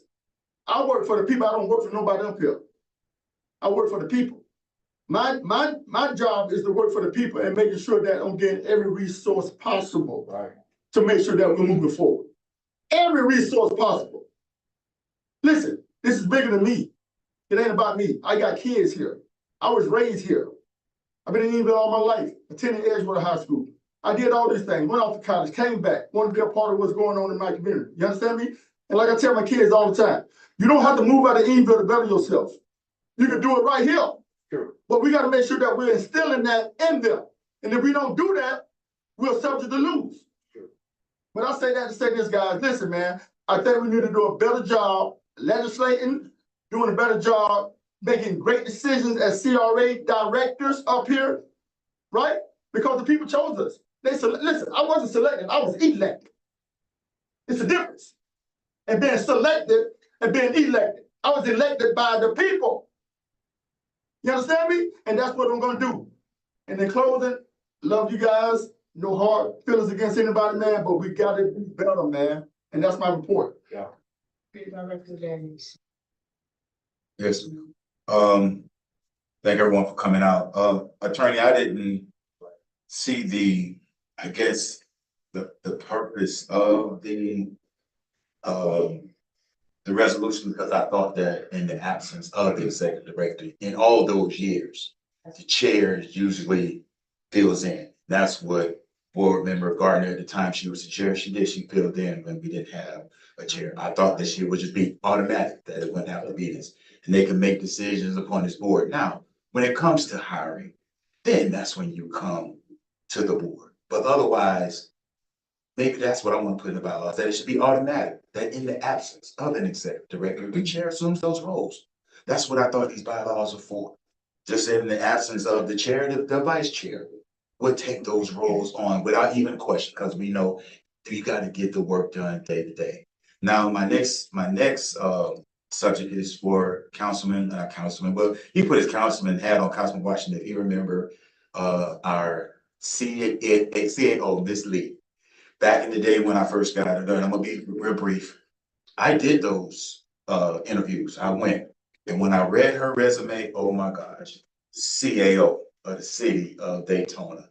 I was like, here's a Black woman, CAO, man, we about to blow up here in the town. And I was excited. It's like, let's hire, boom, boom, boom. But then when you really do your research and find out that the executive directors of Daytona are just department heads, then that's when you say, oh my gosh, I thought I had all the sense in the world, and really I don't. Really, you got to get more people involved with this process, and it may take a process to find the right person to be in these positions. And that's what I put to this board. Do your homework. Don't be so ecstatic and excited to put somebody in here, or you can make a mistake that we did. And you can talk to Councilman Washington afterwards, because I think it was unanimous. It was a super vote then, because we thought we had a CAO from Daytona coming to help the town of Beanville. And when I'm gonna say it again, when you find out the CEO was just department heads in Daytona, kind of like and it was her, she did an okay job, but it was a lot of things that she wasn't educated on that a CEO should really know.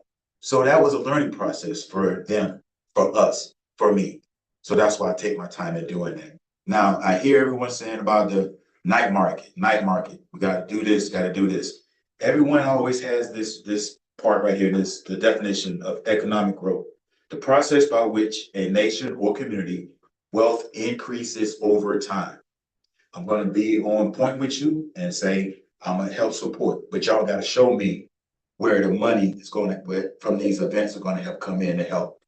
Are these events going to help with the piping?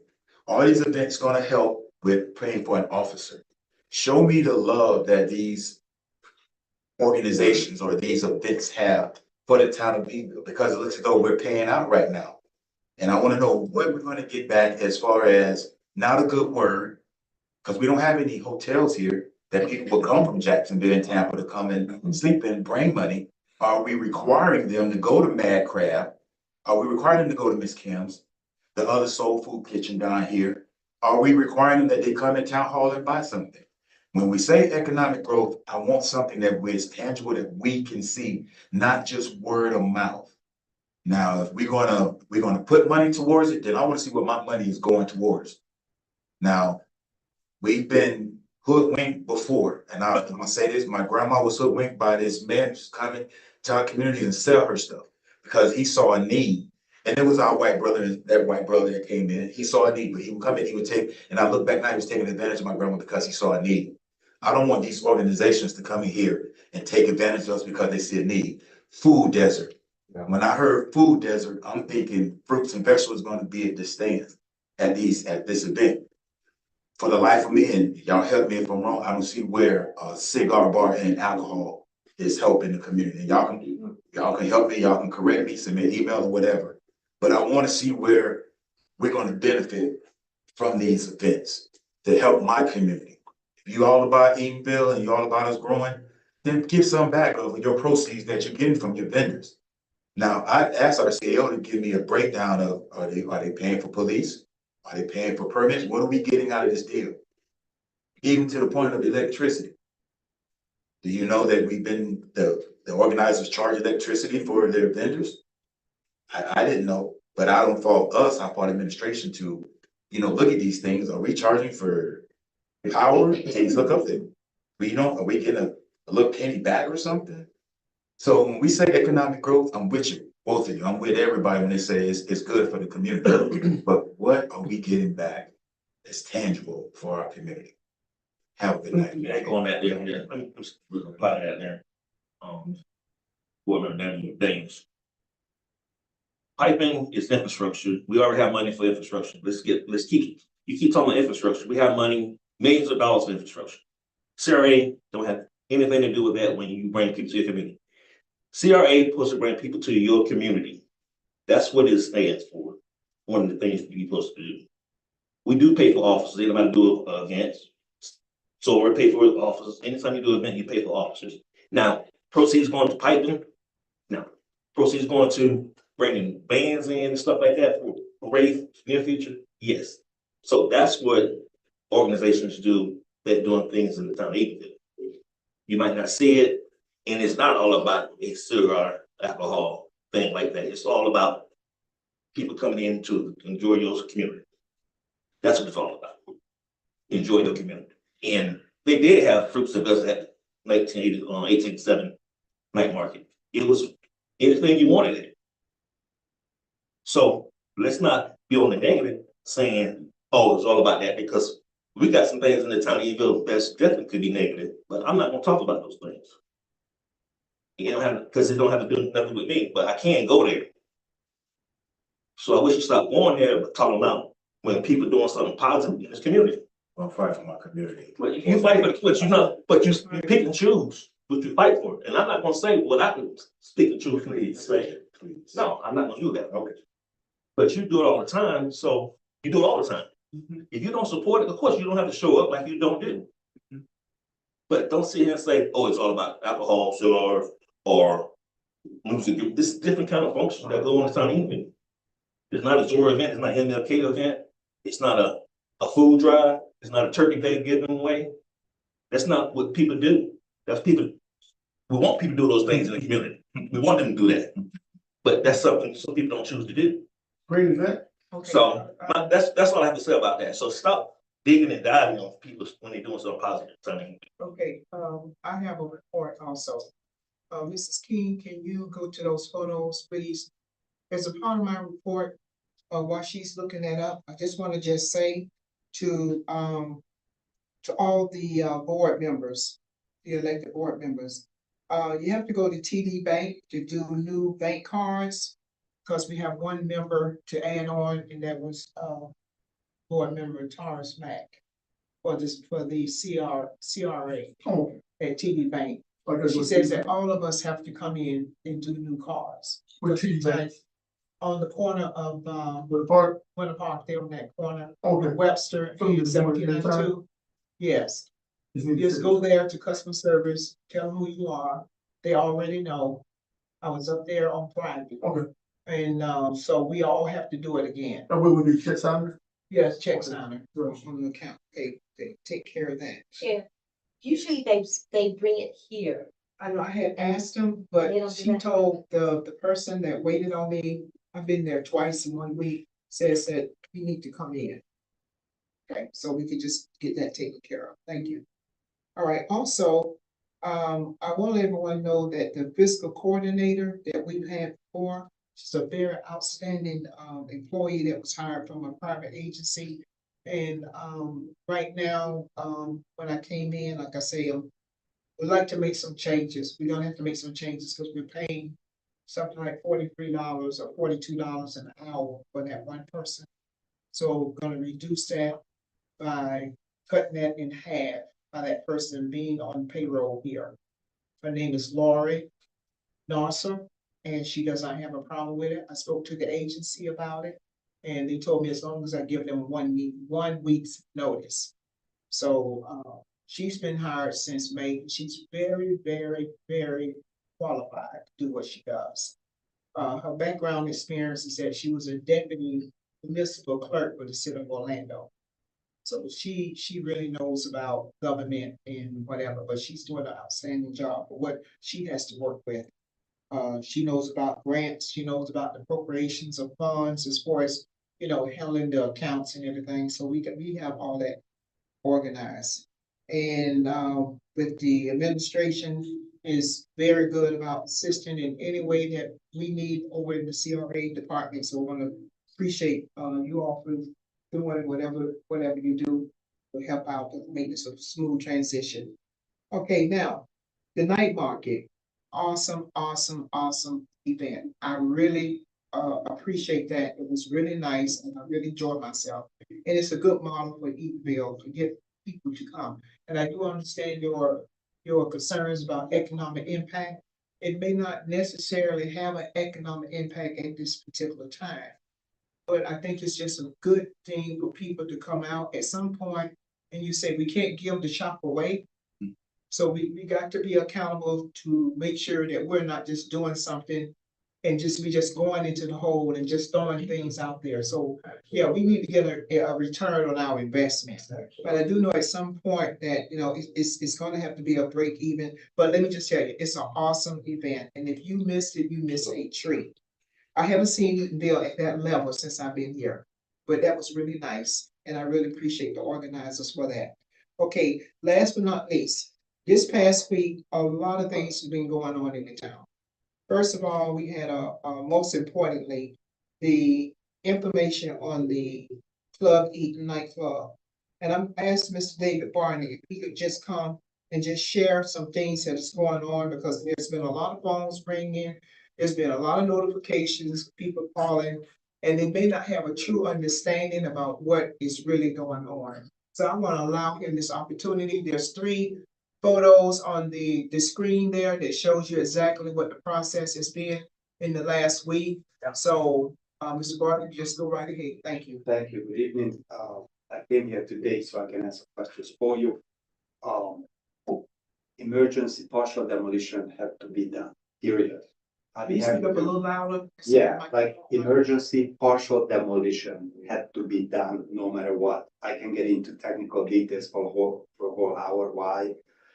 Started with all the asbestos panels that were on the outside of the buildings that I've been picking up pieces by pieces without knowing that there used to be asbestos panels. So we started doing the preliminary procedures. We had to get an asbestos study done. That's how we learned about those panels having been asbestos panels. So that followed by the immediate necessity of having those removed, which resulted into the immediate necessity of removing the overhang, which was not possible without removing all the loose pieces. And then, basically we did what we had to do, proceeded with everyone's blessing. This was strictly monitored by Miss Rose while she was here. And then as soon as she left, that's when the works began.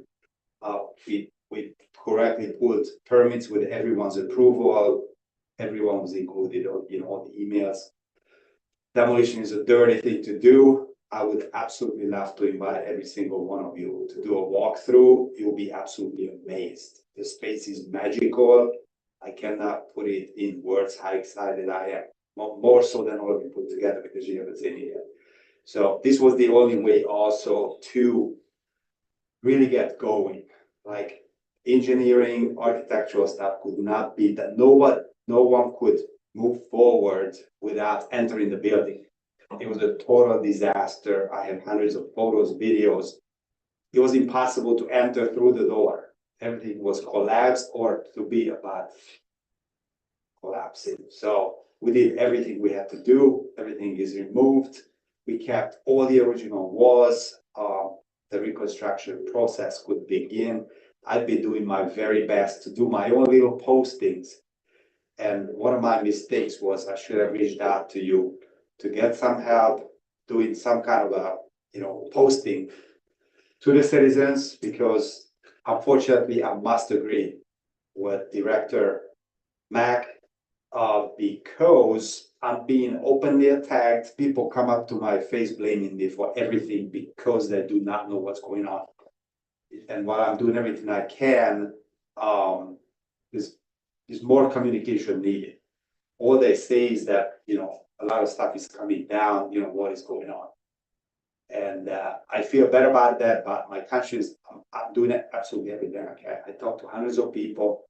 I put up the fence myself. It took me hours because I even used that to get the ability to talk to people that are driving by, and I talked to hundreds of people. I mean, I'm working my butt off. It's an amazing project, I can assure you.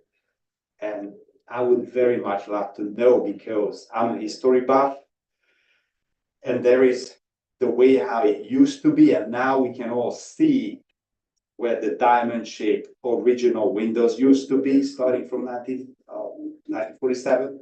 So you can actually now see where everything was before they got plugged in.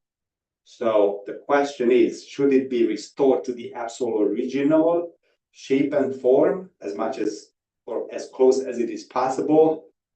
Should it be built back to number 6 edition version, which was really like a barn, which would be the very easiest thing to do, or anything in between? So I really need your help communicating, making the right decisions, because there's also a way to have certain things approved, which would be like a version of a building that's in between.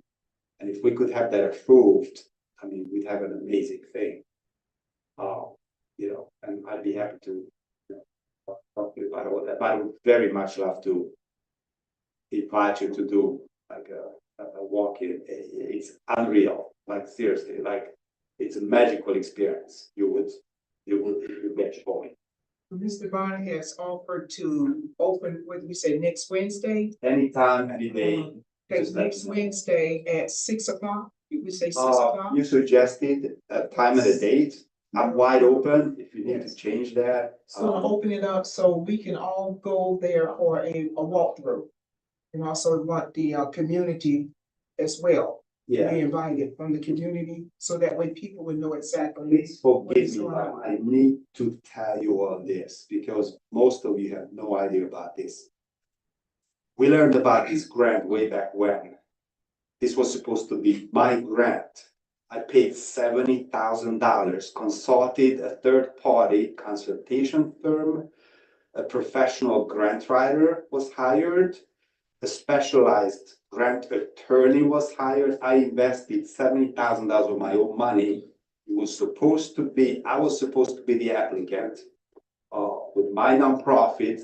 Last minute, we decided to put it under the CRA. It didn't happen the other way around. Oops. I invited the CRA, showing maximum good faith, turning it into kind of like a joint venue, showing where my true intentions are, working with the town. Without the town, this could never be happening. I have the funds, finish the whole thing on my own. I don't need the grant. Financially, is it good? Yes. The total completion costs are probably $2.5 million. I don't see people staying in line, giving, helping. I could live anywhere in the world I want. I'm serious. I've been here for 6 years, putting up with a lot of crap. When people come up to my face, I'm talking to everybody. I made hundreds of friends. I love this town more than most residents. I'm here, they're not. I keep preaching people the same thing. I'm here, you need to keep yourself up to date. Stop speculating. I'm 24/7. Many people have my numbers. I meet anyone, anytime, anywhere. Don't speculate, don't come up to my face, ask me questions. That's serious. I'm doing everything I can. You know, I'm so happy to be a part of it. It's been 6 years. I'm not a fly by night. It's not about the money. It's been nothing but a money pit. So, and by the way, I also wanted you to know that I've done a handful of things for Eatonville, even if I made money with it, such as I spent 2 years of my time with my own hand and 2 guys. We restored a 1910 building, the boarding house. It took 2 years to do that tedious retrofitting nonsense. I ended up selling it a local VA girl. I helped her for 2 months acquiring that. Did I make money with it? Yes. Yes, I made money with that. Every single penny is going towards this building. I sold a laundromat. Did I make money with it? Yes, I did. To a pharmacy. It's happening. I did my due diligence. It's not one of those pharmacies. It's a real pharmacy. It's happening. It's good for the town. It's waiting for permits. They made a lot of changes, but it's happening. So I've done a lot of things. I do my best to make decisions. Yes, I'm not bad at making money. I'm making money, but every single penny I make, I turn it back in this instant. Every single penny goes into my nonprofit. And I do the magic part and all the extra expense, which is probably about $1.5 million. I'm doing stuff on the side. I'm making money left and right. Every single penny goes into the building. So I just want all these, the haters that walk up to me, they need to be educated. I'm doing it. I have a very short fuse. I don't like people walking up to me. But I just wanted you to know that it's not about the money. I'm making money. I'm doing my things, and this is my passion project. So I need your help to spread the word that it's a good thing, and I want you to see it, if I may. We're here Before you to have a help seat. you and to support what you're Yeah. doing. Yes. Before you have a seat, I just wanna, first of all, thank you for coming into our community and, just being a part and trying to help us grow in the direction that we need to. And secondly, I know I get this question all the time, man, with tons of people coming up to me, asking me exactly what it is that we're gonna plan to do with this particular building. Okay, so it was my choice. See, okay, so you also need to know, I'm sure attorney can confirm this. I've been in real estate all my life. I have a massive real estate portfolio. I own a lot of buildings. When you own a building, you're allowed to do whatever you want to do with it. You can use it for any and all lawfully admitted purposes. This building is only historic in a sense that it's over 50 years old. It's not on the historic registry. I could have knocked that down 100 times. I could have sold it and walk away with over $1 million.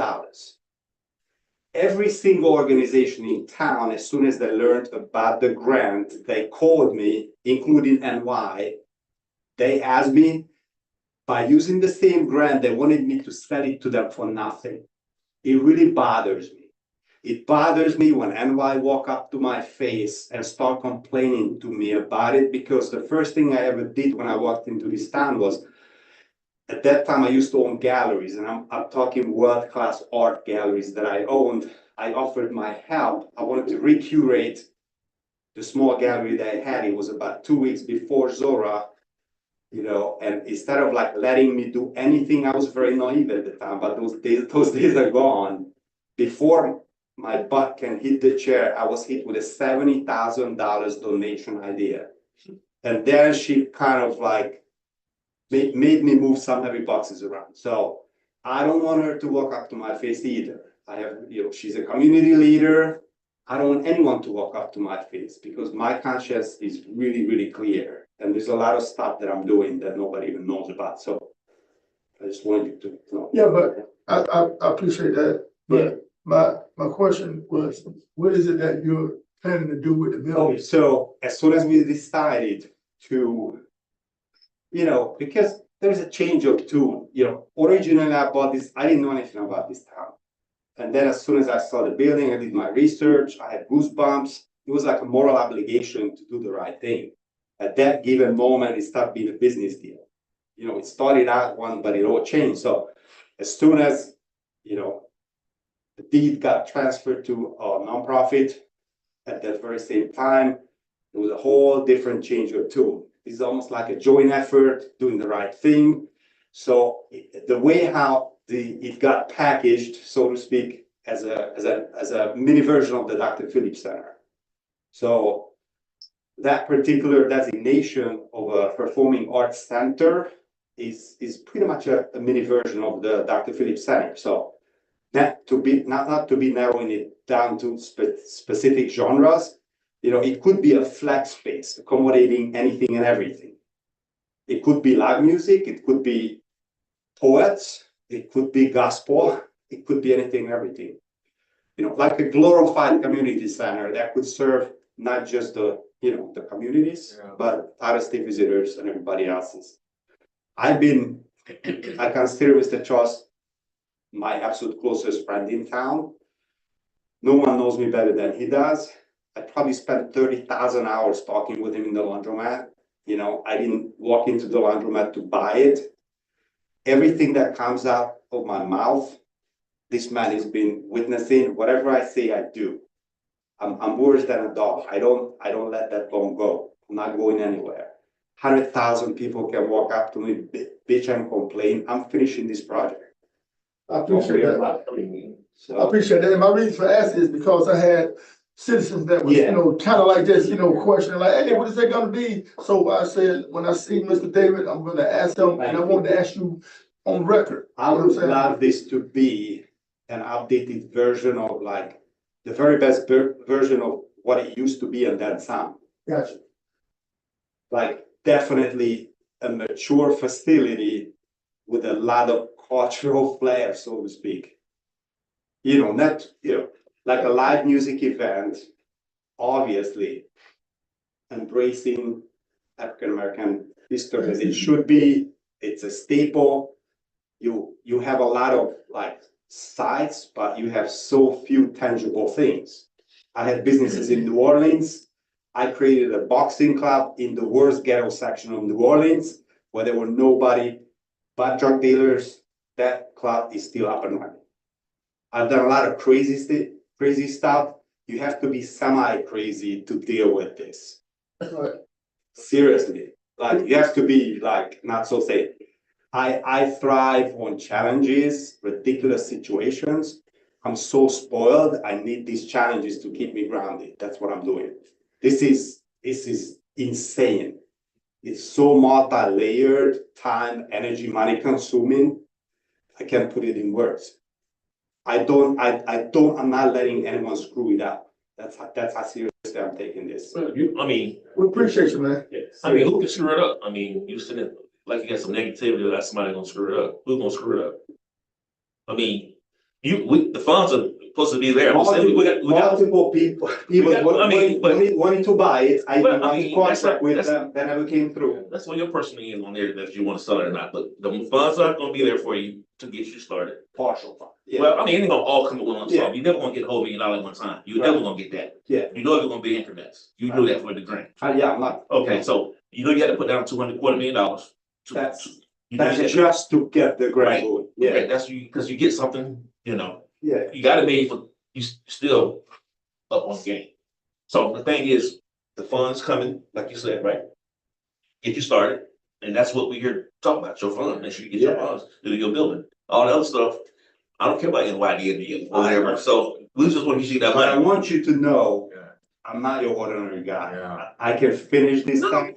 We ain't counting your pocket. We don't want to count your pocket. We're not counting your pocket. We just stand assured that your $1 million come in. That's what we want to make sure you get. So once those draws come, Appreciate all of you. Thank you. that's what we're worried about. I got one more thing. So you the director. We have a conflict. You're gonna have a conflict. I don't know if you can be able to vote powers. She's gonna be the director. Someone has something to bring to her to put on the agenda. How will that work? On the voting end. In terms of conflict? Yeah, if she don't agree with something as. Yeah, they come to me. I'm saying, Okay, just hypothetical. hypothetical, but she got to review it too. Well, when the agenda when the item, when you all send me items, Mhm. I don't send it to her to determine if it gets on the agenda. Okay. No. She don't determine what goes on. I never came to you, I just went to the director. No, I have nothing to do.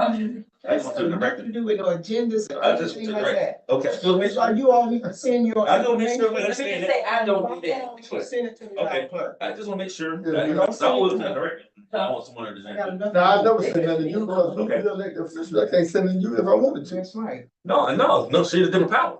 She ain't elected official. No, yes, she is, she I know she's an elected that, official. that trumps everything. Well, I mean, I know that part too. That I trumps know that part. everything. I know that part too. I just wanna make sure that we understood that part, you know, gotcha. Are we ready to adjourn? Yes, ma'am. Okay, need a motion. So move. Second, is it moving second? All All in favor? questions? I wanna agree on that. Aye. Nay. Thank you. They agree. It is. I'm here on the meeting, no, stay here, Good night. y'all stay here. Y'all. See y'all to stay here. Hey, did you? You never see where you. You gonna come down here live? Yeah, Send that email and see who's gonna respond, if not, you don't. like to join us? You're gonna aim for, August 3rd. President Simmons. Regardless, appreciate you. Great.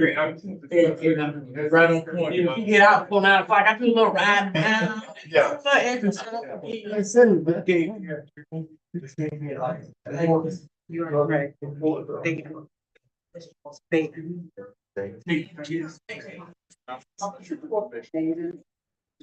And if you wanted to bring toys, you do it too.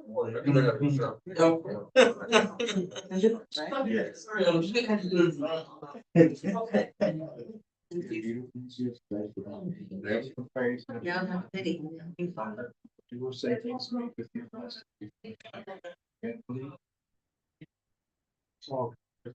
You heard about mom, I'm sorry to hear about your mom. I mean, but I'm not sure before, but you know. What we don't do, I think.